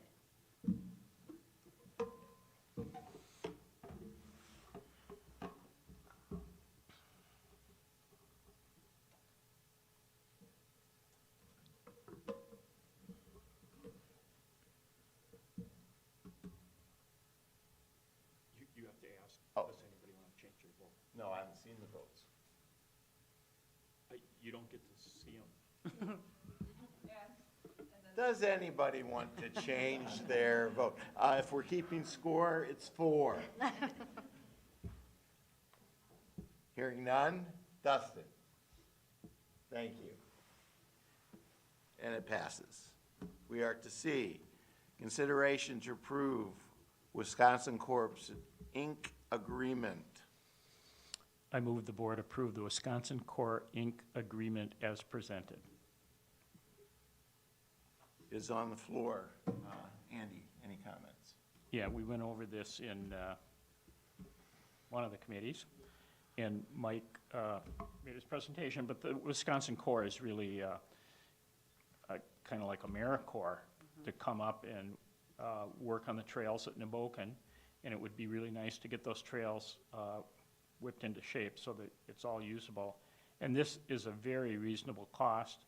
They will incorporate volunteers if there's people who want to volunteer to come up and help, but to have that leadership of what they're trying to do is invaluable. Any other comments? Okay. Using our system to vote, Dustin?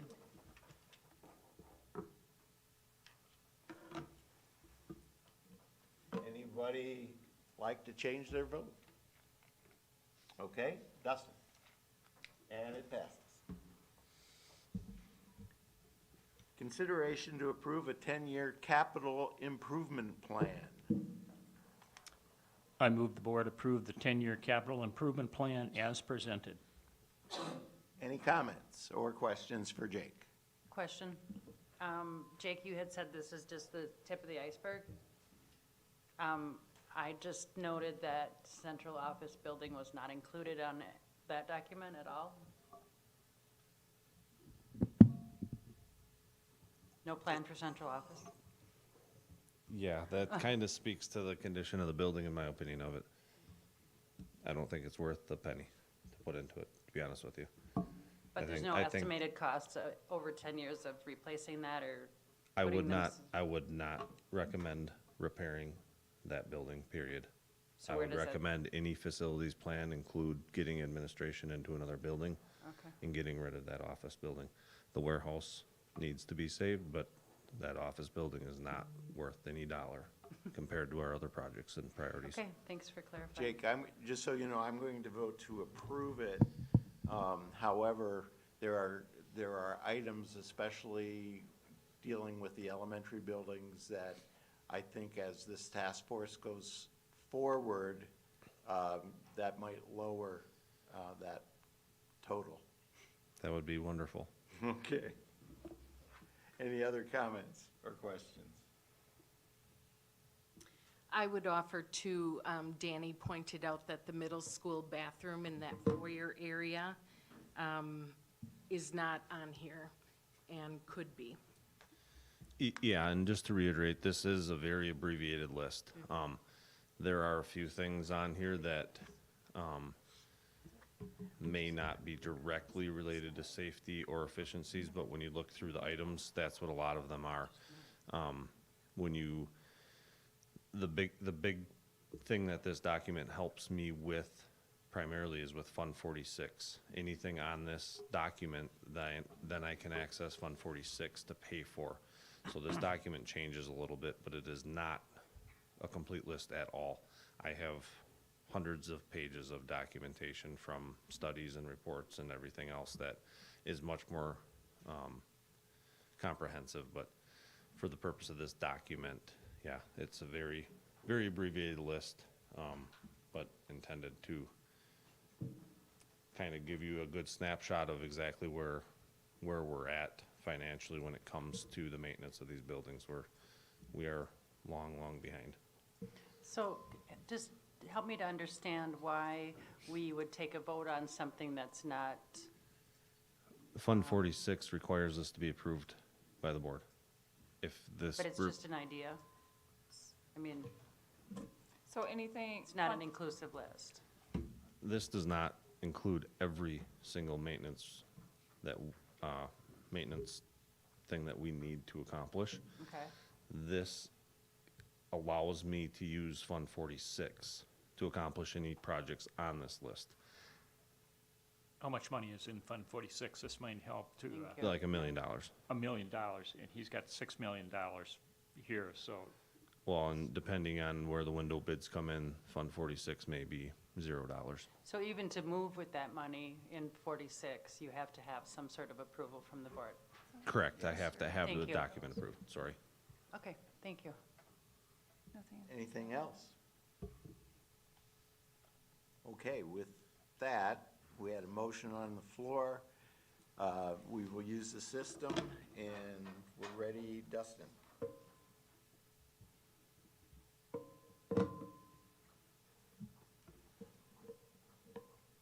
Anyone like to change their vote? Hearing none. Dustin? Okay, it is approved. Consideration to approve Antigo Child Care Center Agreement. We need a motion.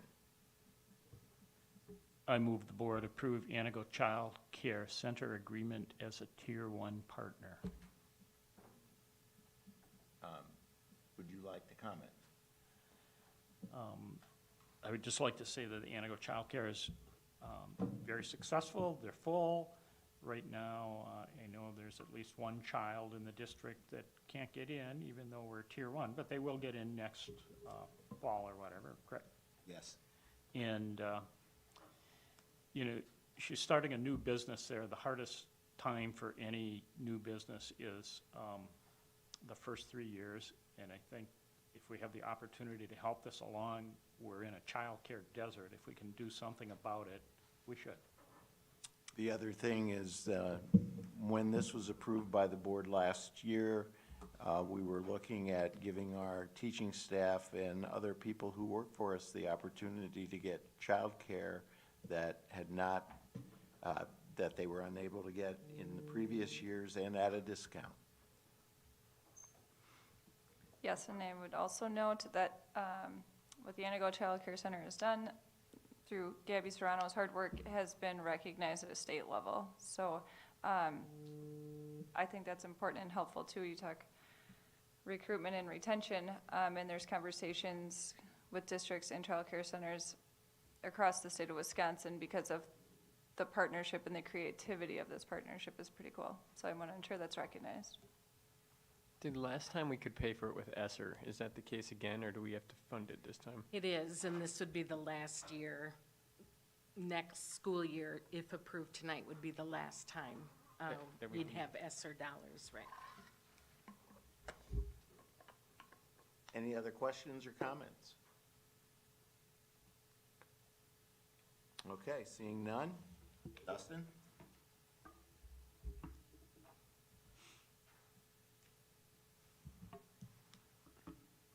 Would anyone like to change their vote? Okay, Dustin? And it carries.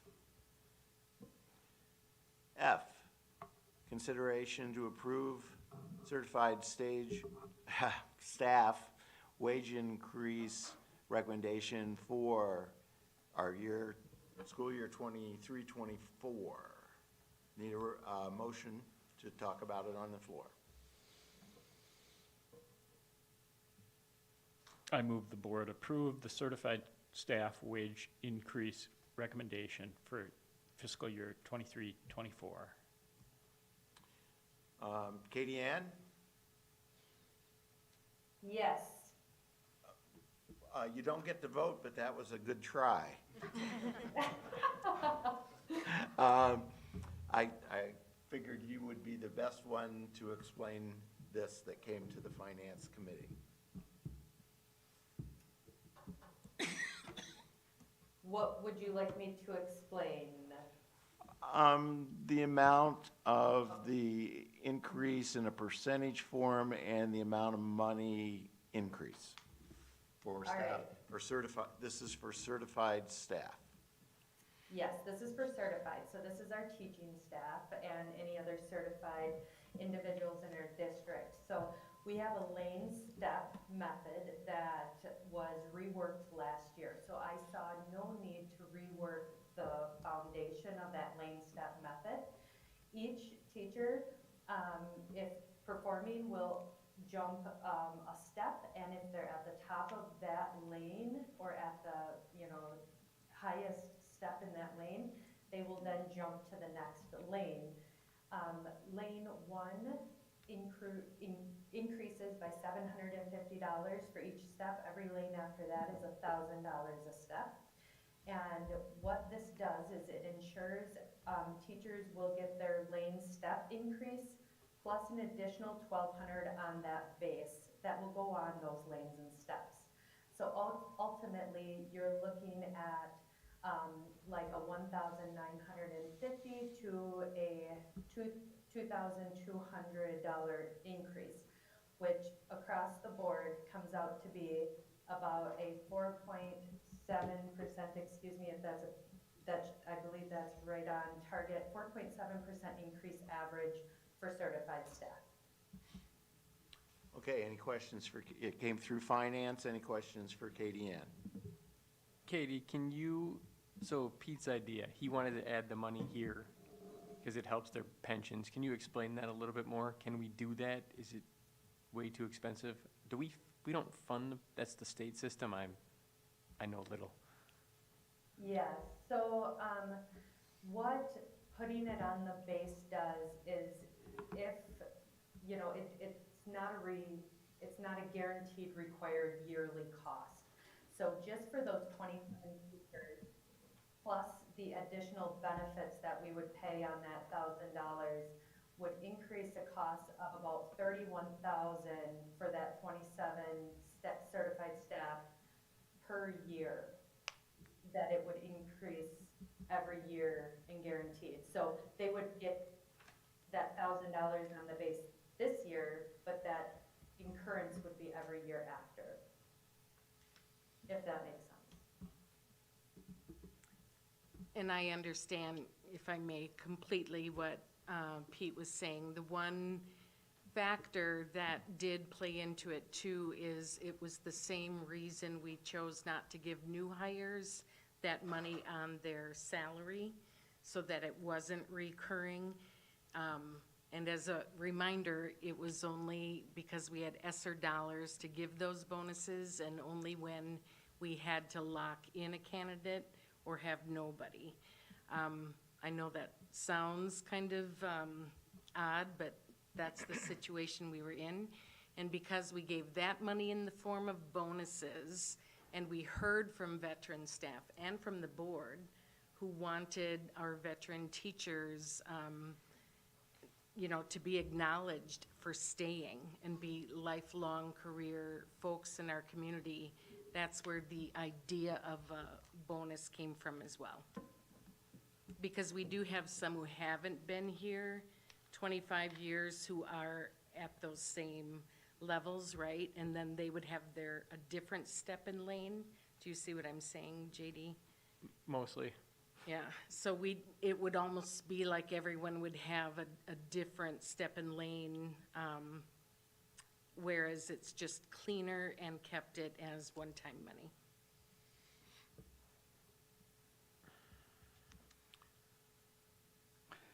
Andy? So I'm looking at this and, you know, Kitty Ann, I know you explained that you were gonna give everybody $1,200 increase here, but when I look at this, when I get to lane 8 or lane 7, the percentages there are definitely lower than they are in lane 2 or 3. And I know that the people in lane 8, some people think they're making a lot of money, but maybe they don't think they're making quite so much money. And it really is, in our district, we have had people in the past who go to a different district and maybe they're getting $10,000 more, but if they go there and teach for 3 years, it's really affecting their retirement. And so I'm just concerned that we don't wanna lose those teachers. I'm also concerned, as Pete mentioned, the teachers who have been here for 15 years, wow, they're kind of in their prime. We sure don't want to lose them. Not that you're not in your prime, Pete.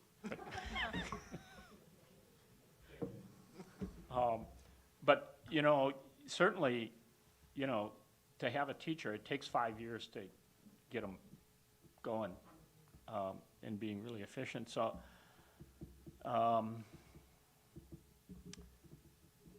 guess I'm saying, Katie, what would it cost to give teachers who are 15 years that stipend also, that $1,000 stipend? And on the base or as a one-time bonus? I would love to see this on the base, and you know, looking into the crystal ball, mine's pretty snowy. I can't see where we're getting money in the next 3, 4, 5 years. Katie Ann, isn't it true if you put $1,000 on the base at 1-1, every teacher gets it? Or can we put it on the base What are just for you this? asking? But, okay, so let me answer Andy's question first. There'd be 9 additional certified staff on top of the 27, if we went down to the 15. Now, Dave, if you can clarify your question. I'm just saying, a bit. we're looking at a base of 42,400. When we put $1,000 on the base, isn't it not true that in every lane and every step, every one of those categories gets an additional $1,000?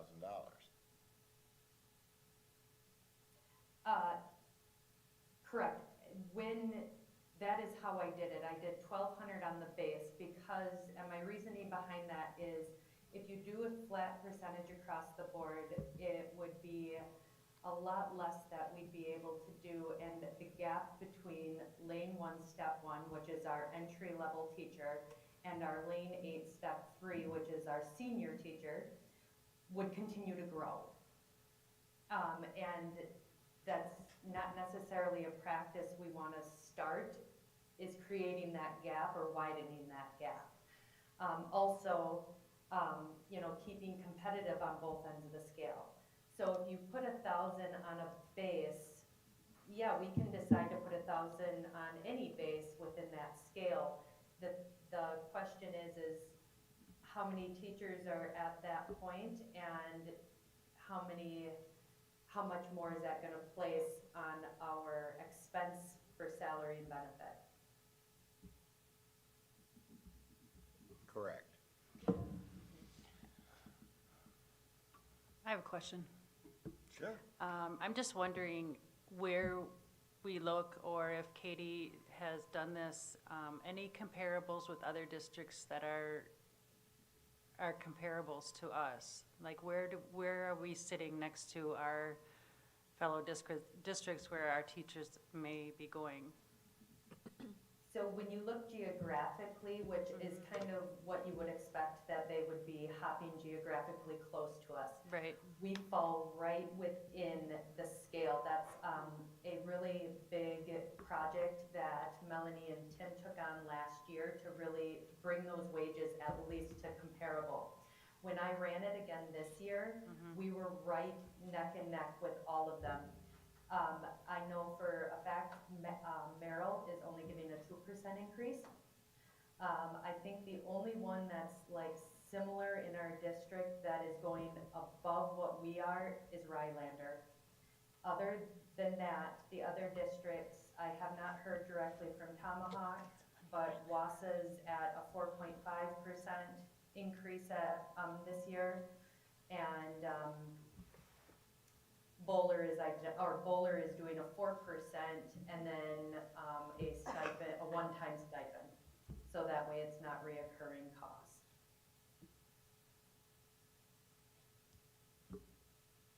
Are any of these, where does the administration fall into this? Are we looking at no administration raises? Not right now. Okay, I just want to make sure, okay. Just we're talking certified staff at this So, point. if we did Andy's idea and did, what'd you say, 27 plus 9, how much is that? You said 31,000 just for the veterans? What? Adding 15 years, adding the. Must be about 40,000. 40, is Is that right, Katie? With the one-time stipend? No, on the base. Oh, okay. If we do it on the base for the 27 individuals that are 25-year or higher, that would be an additional 31,000 a year. And if you add the next 9, so that's a big gap. We only have 9 teachers who have been here between 15 years and 25. Is that, Do you have that number, Katie? Yes, that is correct. It's 36. 36.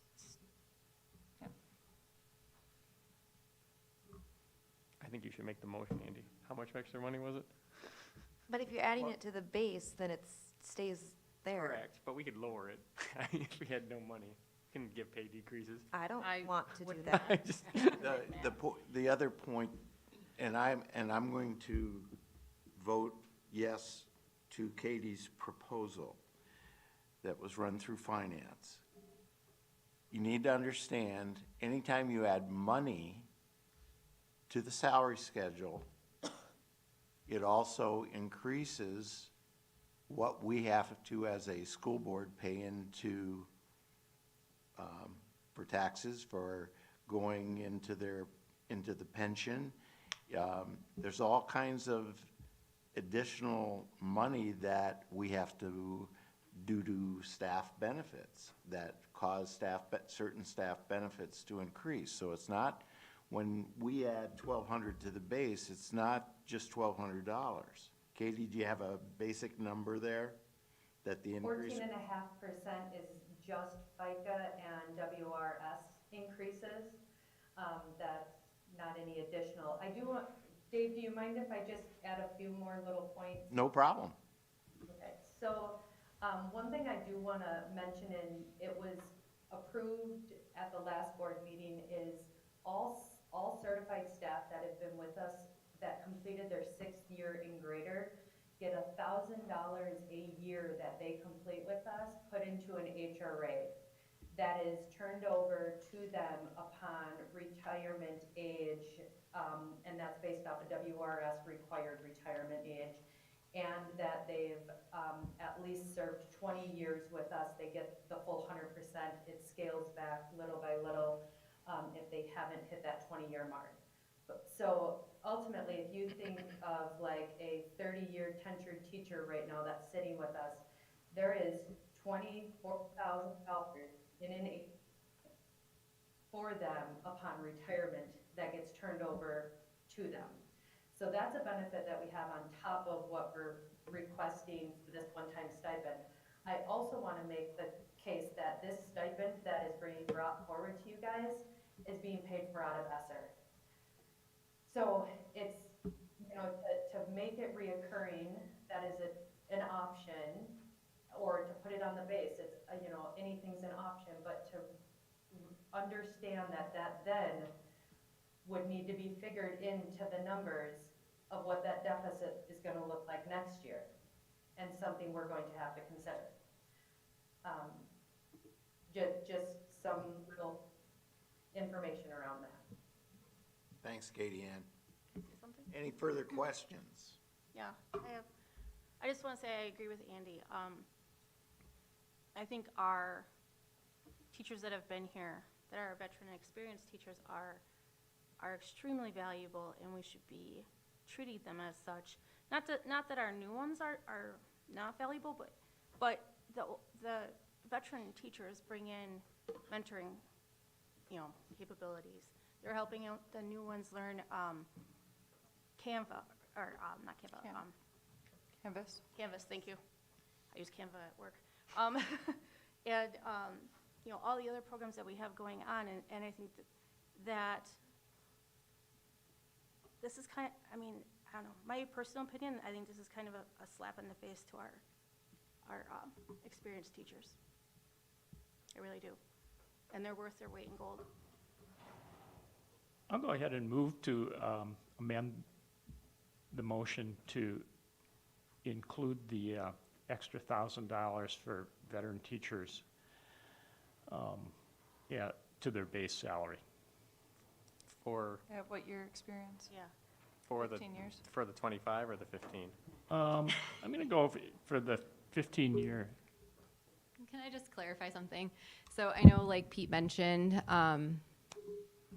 with it on the salary, like they would get the Wisconsin retirement benefit. With these stipends, we still have to deduct and give them the Wisconsin retirement for it, so they're not really losing out on that. We do include that in like their annual overall salary that goes to the state at the end of the year.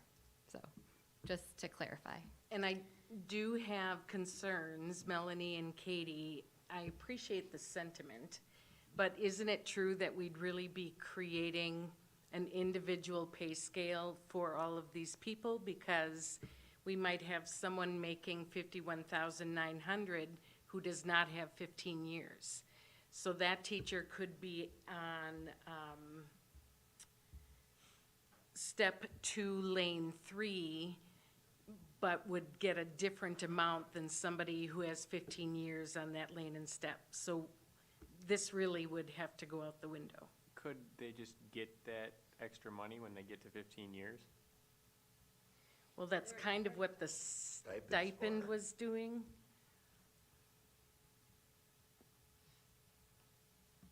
So am I hearing it correctly that for teachers that we've have experience and that we've hired into the district, you want to keep the same step plan to keep this, I don't want to say it this way, but almost like a status quo with the pay scale versus rewarding our teachers that have stayed with us through thick and thin for the last 15 plus years? I'm all for rewarding them, or we wouldn't have come up with the stipend. What I'm saying is, we have some who are at the same lane and step who maybe have 20 years of experience in another district, but then they are not eligible for that increase. So we have two different lane and steps based on number of local years, which really convolutes this model. Okay, let's ask Pete. Don't Pete, how do you feel about that? Okay, Jim and I were just passing notes back here. Pete, I understand. Pete, you need to come up to the mic. Thank you, sir. I'm usually loud enough in my classroom, everybody can hear me. I've never had a student say, "Can you speak up?" Just the internet. Right. Jim and I were just discussing, and we get the whole issue of creating a whole new separate salary schedule. So I was just bouncing a creative idea off him. What about instead of the stipend, then just move all the veteran staff one more step?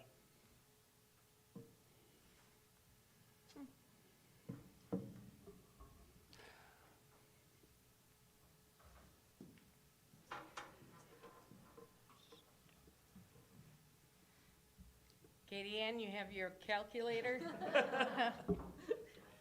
Well, So the, ultimately, what Pete said is, it would jump them that 1,000, but it actually, jumps them this year with the increase plus the step, an additional step increase, it would be an extra 1,200. Because that's what I'm putting on the base on top of what is there already. So let me just take a moment here. and are we, Pete, you can just nod and I'll say what you nodded. So someone's at lane 8, step 1, 2, or 3. If we do what you said, we essentially, if we have people in those 3 lanes that are 15 years or 25 years, and we do this, we've then established a lane 9. And he nods his head yes. Thanks. I was waiting for the next agenda item to share feedback, but I'm going to do it now just because of the way in which the conversation's going. I had brought this request to a finance committee because I want to share my appreciation for public comment tonight, because I am very appreciative to the number of staff we have in our district that have been very dedicated and loyal to our district.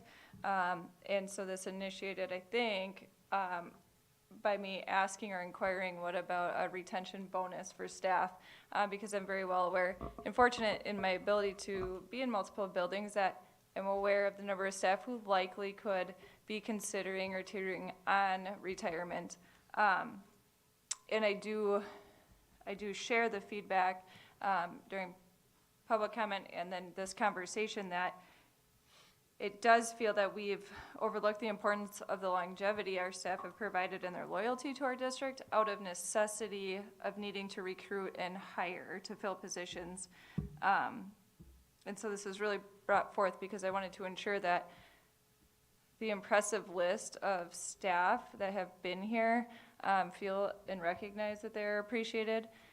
I do want to also say in the finance committee meeting, it was initially discussed at 20 years versus 25 years. I like the 15-year mark, so I'll throw that out there. But to our staff that have been here and dedicated their careers, it's valuable. The retention, let me back up. The mentoring, as Angie shared, and the leadership that they provide to new staff, ideally, the goal is that increases our overall retention rates. And I think that our staff that have been in this district 15 plus years are the core in building our retention rates and keeping the young staff in this district. So I think they're vitally important to our district's success. That's all. All right. Thank you, Jill, for the time to crunch my numbers. You're welcome. So there, first I need to correct one thing. There are 27 staff from 25 and greater. There is 9 additional staff between 20 and 25. I calculated that wrong. Between 20 and 15, there's 12 more. So we're actually looking at 48. a total, yeah, thank you very much, 48 staff. If we jump that 48, an extra lane and a step, we we are looking at approximately, and this is rough numbers, 55,000 in additional reoccurring cost.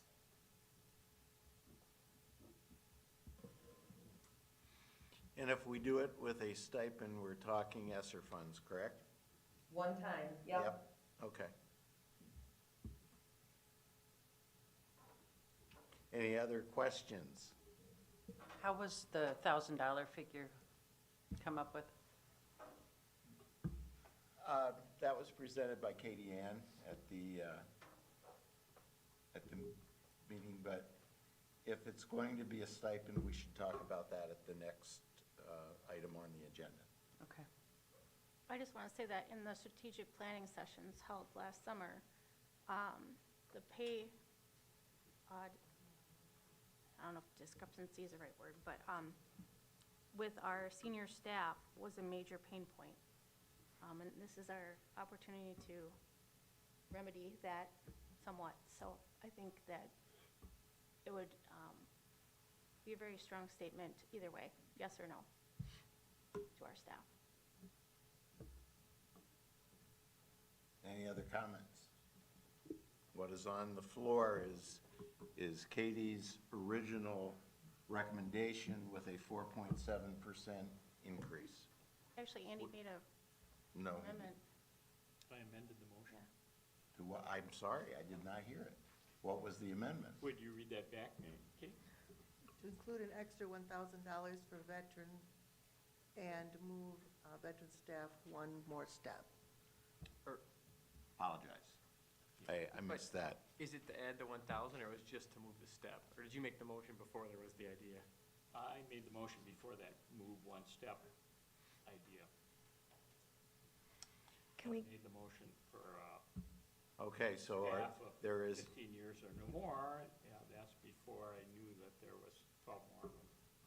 so what's on the floor is the amendment that Andy put forth, which would give an additional step and $1,000, and then the plus that comes from FICA and those kind of things for 48 people. So can I amend the motion to do the step, lane and step idea with? Well, this is what's on the floor now. Would you? You can amend. the Yes, amendment. so I'm going, but you're gonna have to have some language that says what you want to do, and then we'll have about a 3 or 4 step process, but that's okay. Assuming I can say it right.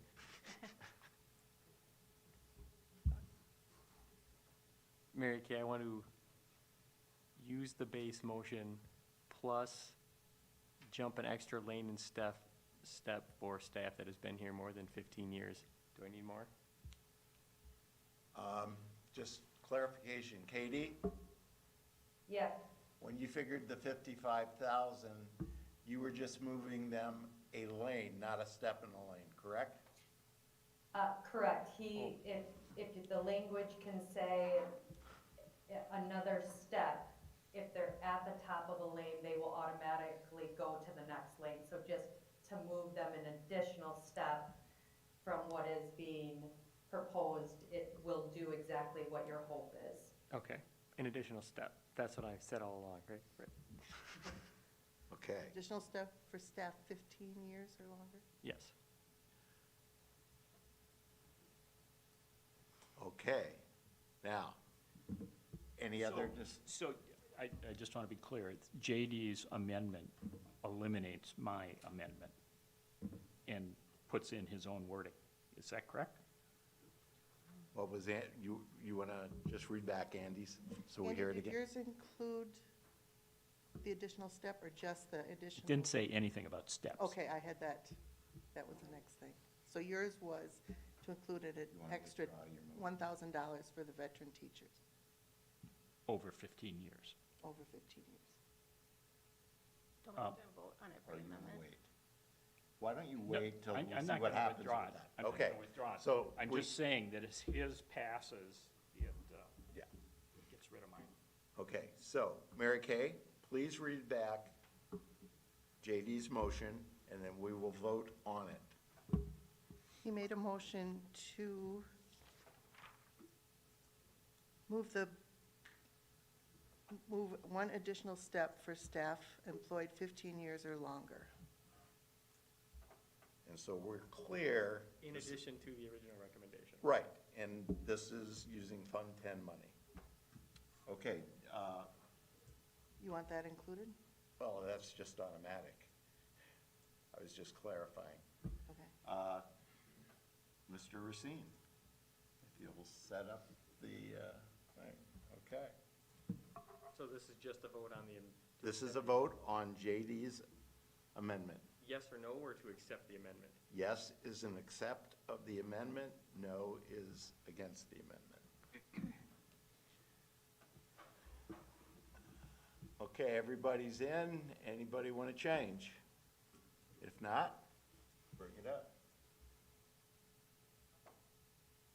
Okay, it passes. Okay, so now JD's amendment is part of the original motion of the 4.7%. It's for moving those, just for clarification, those 48 people a step if they qualify. You got that,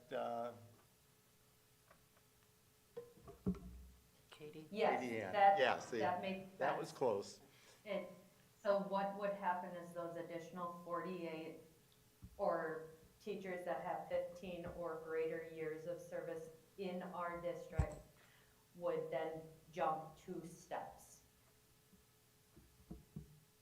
Right, because they get one in the original motion, Absolutely, there's one in the original and then one with the amended. okay? Everybody clear? Okay, so now we go back to the original motion with the 4.7 increase plus JD's amendment to move those who have 15 years of service or more in our district one additional step.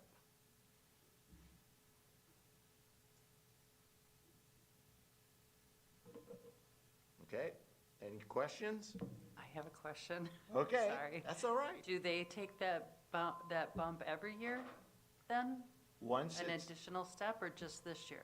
it's a this year thing to give them one additional step. Okay, Next year, if they're capable to go a step, they can.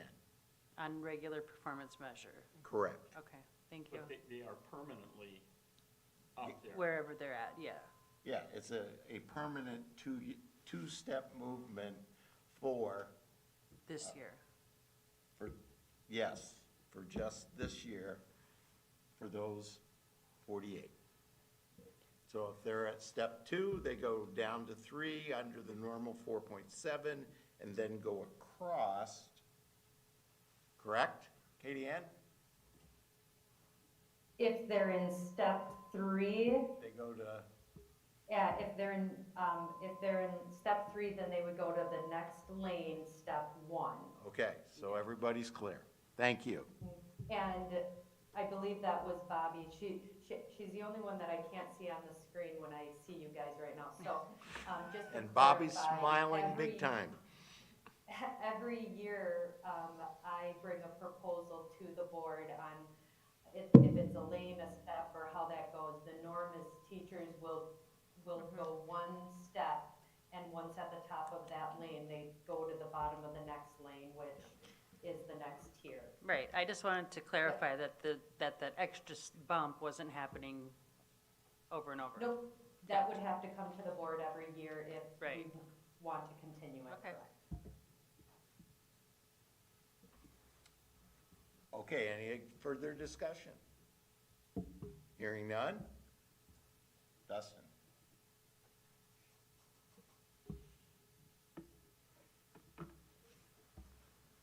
Anybody want to change your vote? Okay. Passes. We are to G, consideration to approve long-term certified staff stipend. I assume based on what we just did, we can now move from G to H. Everybody in agreement? For those in the background, I was for the stipend, but now that you got what you got, there you go. All right. H, Consideration to approve support staff wage increase recommendation for the 23-24 school year. Need a motion. I move the board approve the support staff wage increase recommendation as presented for the fiscal year 23-24. Katie Ann, if you'd like to explain, please. I sure can.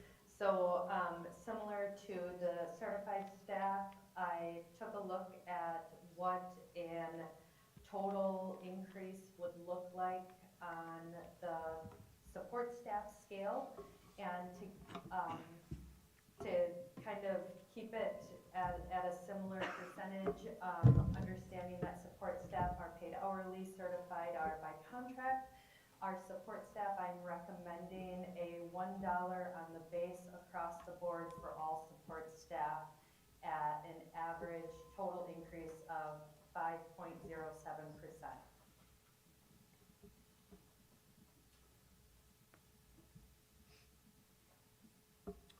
Any questions or comments? I have a question. I'm just wondering on, I guess this would be certified staff as well, but especially support staff where the performance measures are tracked, or is there an annual performance review? What does that process look like? Or is this just an automatic bump? This would be an automatic bump with a satisfactory review. The handbook states it has to be every 3 years. Most are moving to some type of feedback every year, though. And in fact, we're piloting putting support staff in our teacher system of educator effectiveness. There are modules for that, and so some of the principals are dabbling in that as we move forward.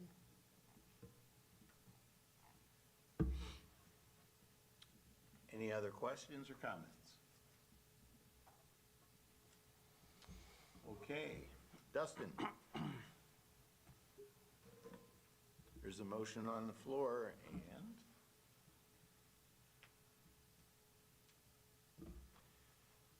would anyone like to change their vote? If not, Dustin, and it passes.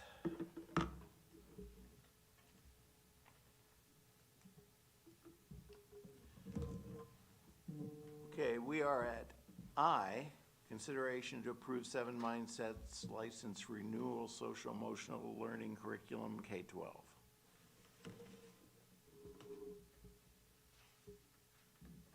I move the board approve the 7 Mindsets license renewal as presented. Okay, discussion, Angie? I'll pass it this time. Okay. Anyone else? I just want to share, I know that when this came to the board last year and was approved, the goal was to become self-sufficient, correct? Or I guess I want to confirm that, right? That this would not be a reoccurring cost or request for the board to approve for the 7 Mindsets. So this would be the curriculum that they can use each year. That's a good question. There shouldn't be an additional cost. I'm looking out in the gallery. I had asked Heidi about Yeah. that during committee, and she said we are not there yet for them to be without this tool. So as a district, and I shared my feelings on this during the last Board of Ed meeting, and this goes back to a previous discussion tonight too, is justifying our cost. And at what point have we reached fidelity in 7 Mindsets that the board is not being asked to approve? Sorry, I just moved my computer and I was standing 36,000, I think it is, or an annual cost, 30,000 for 7 Mindsets. I'm struggling, and for that reason, at this point, I will likely vote in opposition of the motion simply because I want to have a plan in place. And I don't know that we have a plan in place for it right now. Well, To reach fidelity, to become independent without needing to make that purchase. So this is the curriculum that we use. So is that, I'm not So sure. when we approved it- When you say like independent, we would always need a curriculum. The way it was presented to our board last year and what Kristen just shared from committee is, last year it was, we don't have an SC, or this, we don't have this curriculum at all. We want to purchase it. Our goal is that we become self-sufficient independently as a district, so we no longer need to continue to request the board's approval to pay for this annually. But now we're on year 2, and we're being asked to pay for it again, but I don't know at what are our measurements and how do we know when we reach fidelity, so this board knows in 3 total years, we'll no longer be bringing it back to request the purchase, or in 5 years. So that's where I struggle with the request. Okay. Go ahead. Did you go JD. back and watch the meeting? I remember the teacher came and spoke passionately that the kids liked it and it was helping them, but I don't remember them saying, we're gonna wean ourselves off it. So is the computer, It it's was- delivering an online platform, so it's like a subscription service essentially? It's not like a book that you just own. Is it like a really good online thing that helps deliver this? That's what we're paying for, so it's hard to replace that? Or like, maybe we do keep it. It's the links that we're paying to have access to, so like the videos and the supplemental content. That's correct. So I am not as versed in this as other things because it's not my jam all the time, but I know a little bit. So similarly to how we purchase a renewal of an online access for our students, it's a per building and student count. So you see on there's 4 schools that are accessing, so it's a certain student count equates a building. So like the high school is 1 subscription, the middle school is 1 subscription, and then North, I believe, has higher numbers, so they're their own, and then East and West might share a subscription because they're under the threshold. So what we're subscribing to, and you can see on the invoice, is all of the access of those links and online tools that you see. So what the teachers do is they access, there's like an online video, and it's very scripted where teachers have supporting prompts, activities. It's a package of the delivery of the instruction. Yeah, so you can see there, that's what it includes. So teachers log in, they're building right now their process of what they're teaching at each time. They're very intentional about reminding at the high school. The middle school sends out like daily messages. The elementary, they do it during their morning meeting time and then follow up in other times. So I know there's an implementation plan with this. The team has been working on it. I don't necessarily have it at this moment to share with you, but there is an implementation plan. But there will most likely, if you want access to the platform, there would always be some type of cost to incur to use the resources. They're not just going to hand over their resources to you at some point and say, you can have them for free forever. So I don't know if that's a source of confusion, or there might be a lower cost if we're not accessing a lot of the different things that come with the learning, so. ESSER or Fund 10? Is that the Grant funded through mental health grants. Ms. Downs, thank you. It's actually a combination. It's mental health grant, ESSER funds, and I believe title funds. My concern, Jill, is if we don't have this, it's going to be much more taxing on our teachers to come up with the curriculum. Last year I did ask Heidi about being independent from these resources once we have the curriculum, and our teachers have been doing this, that they would be able to do it themselves without the videos, without the links.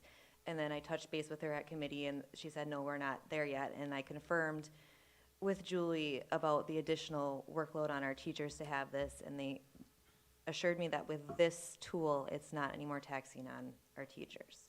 So if we take away this, that would be my concern, that they're still going to be doing their morning meetings and having this occur without the help. And I asked what the difference between this and responsive classrooms was. And the answer I received was responsive classrooms are like coaching the teachers, if you will. And then this is the actual curriculum for the students. That's right. So that's, Has your daughter got to use it? Does she like it or not like it? Or? she doesn't, yeah, she doesn't like it. She says that it's kind of a joke. honestly. I appreciate your feedback, Kristen. That is helpful. I heard mixed reviews at the high school level, at least. But that is a good point you make, Kristen, and perhaps as a board overall, separate from this specific agenda item, it seems to be a theme of what's the data that we have and the tools that we're using to measure to show the need to purchase programs. I would not want to leave staff without, so thank you for sharing that.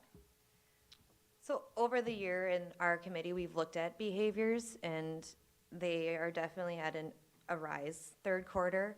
I don't think it's fair to use that data, which we are given good data, and what those behavior referrals look like. I don't think it's fair to use 1 year of curriculum to make that judgment. So as long as we continue to get that data, we could make a better decision using that going forward. And I have heard from some of our staff in the upper grades that it cuts into their learning time. When they're having to, they're not focusing on the academic side of it, because they have to take time out of their day to teach the 7 mindsets, and they would rather be teaching the academics of their class. You guys want to chime in back there? Do you do this, or is this not in your wheelhouse? We respect, if you will. Don't come to the meeting if Give you don't us want your to talk. honest opinion. Yeah. I mean, we really want your honest thoughts. So. No, at the high school next year, our schedule is changing. We're on an 8-period day. We have our advisory or homeroom period for about 20 minutes each day, which a couple days a week is club meeting day, pride time day. Next year, our schedule changes so that we will start our day with a homeroom advisory type program where there'll be an advisory component where we're intended to use the 7 Mindsets curriculum for, I think it's the first roughly 16 minutes each day as a touch base kind of situation.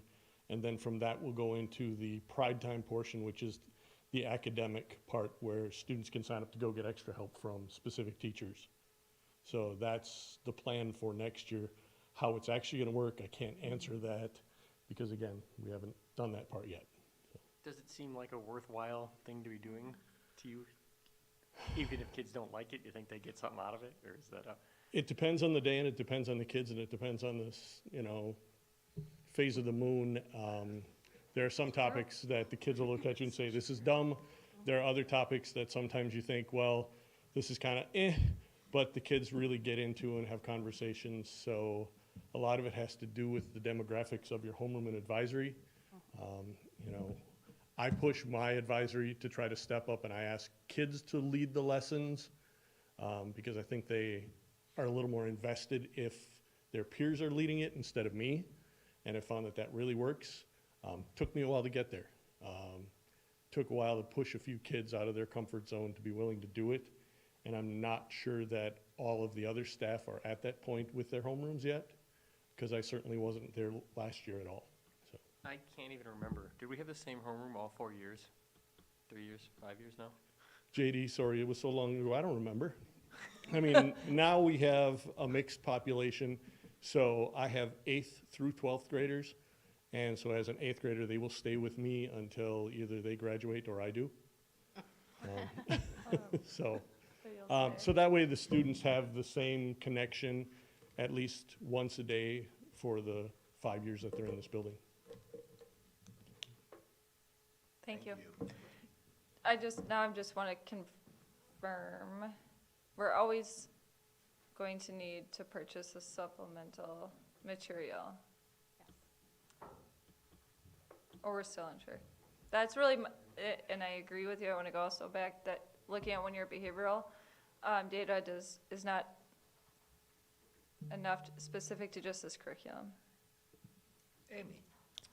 I just want to share, Katie and I have been texting, which might be inappropriate during the meeting, but she pulled last year's numbers, we spent $54,000, and this year we're spending $30,000. So we're decreasing our support and what we need for the resource. I don't know what will fall off for additional lower costs, but I just wanted you to be aware of that as well. Thank you. And in regards to the schedule next year, Julie, when you and I talked about this, you mentioned that the Pride Time and the,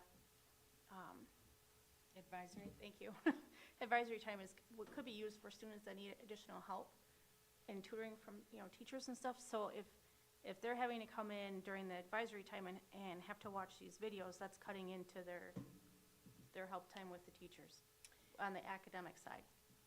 They're two separate pieces, but I do know I sat in on some scheduling meetings with the high school, and it was important to the teachers who were there that they have that Pride Time to get additional help. So I actually think the minutes for that are increased for next year. Do you know offhand how many minutes? And you don't have to come down.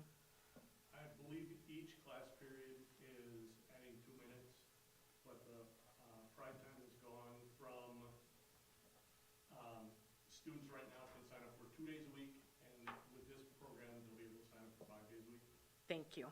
So it was important to those on the scheduling team that kids have that opportunity for that purpose. So I take comfort in that as an increase, even with 7 mindsets and advisory in place. Any other questions or comments? Okay, there is a motion on the floor to approve the 7 Mindsets license renewal. Dustin.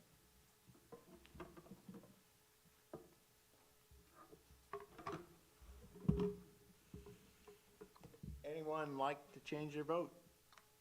Hearing none? Dustin. It's 4-4, so it fails. Moving on to J, consideration to approve Frantz Law Group social media litigation.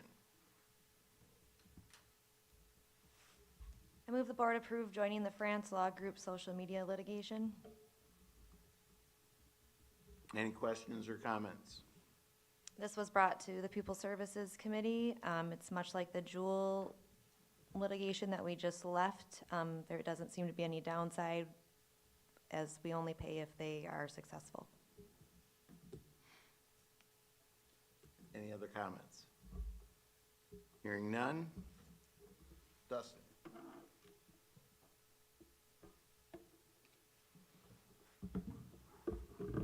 Anyone want to change their vote? Hearing none? It passes. Report of donations, and I hope somebody who knows the names of this community will read it. I move the board accept the following donations: $10,000 from Mark W. Johnson Sabatis, Inc. for Neboken Environmental Education Center in memory of Bill Johnson. $150 from Winter Law Office for Greenhouse Project. $2,500 from Covantage Credit Union for Greenhouse Project. $1,000 from Reister and Snell, Inc. for Remington Greenhouse Greenhouse Project. $5,000 from Langley County Fair for Greenhouse Project. $30,000 from Alwyn Remington Foundation for Greenhouse Project. $200 from Corey Lease Livestock Farms for Antigo High School softball. $250 from George and Jane Shinners for Antigo High School softball. $50 from various donors for Neboken Environmental Education Center in memory of Bill Johnson.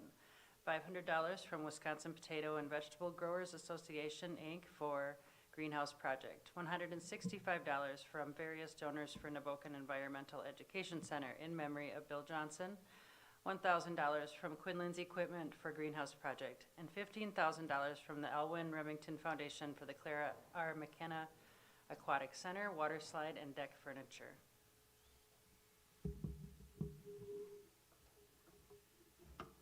Any comments?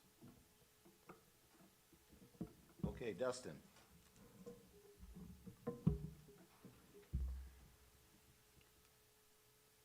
Anyone want to change their vote? And as always, from the President's chair, thank you to all who in this community provide so many donations to our school. We appreciate it. Okay, with that, next on the agenda is closed session. Consideration of a motion to adjourn into closed session pursuant to Section 19.851C of the Wisconsin statutes for the purpose of considering employment, promotion, compensation, or performance evaluation data of any public employee over which the governmental body has jurisdiction or exercises responsibility specifically regarding employee compensation and benefits. So we need that motion. I so move. It has been moved to go into closed session. We need to take a roll call vote. Mary Kay? Brown, Yes. Maddox Nelson, Yes. Matt Miller, Yes. Mary, Yes. Schreiber, Yes. Schrader, Yes. Solon, Bardo, Yes. And we move into closed session. So once and Andy needs a little break, and I agree with him, so we are in closed session when we come back.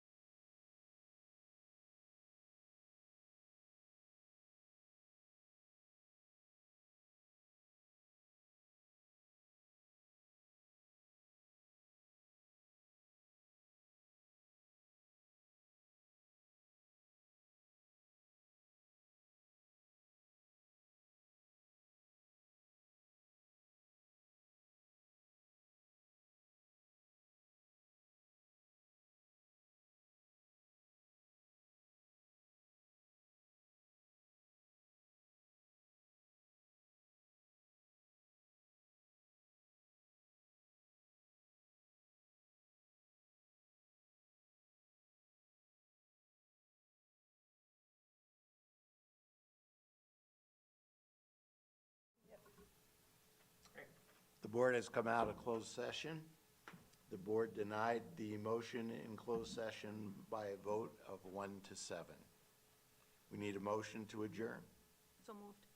It's so moved, and we don't need to vote on a motion to adjourn, and we are now adjourned. I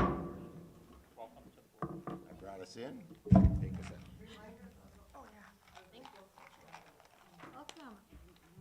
Thank you. That was a long one, right? Added things all the way through.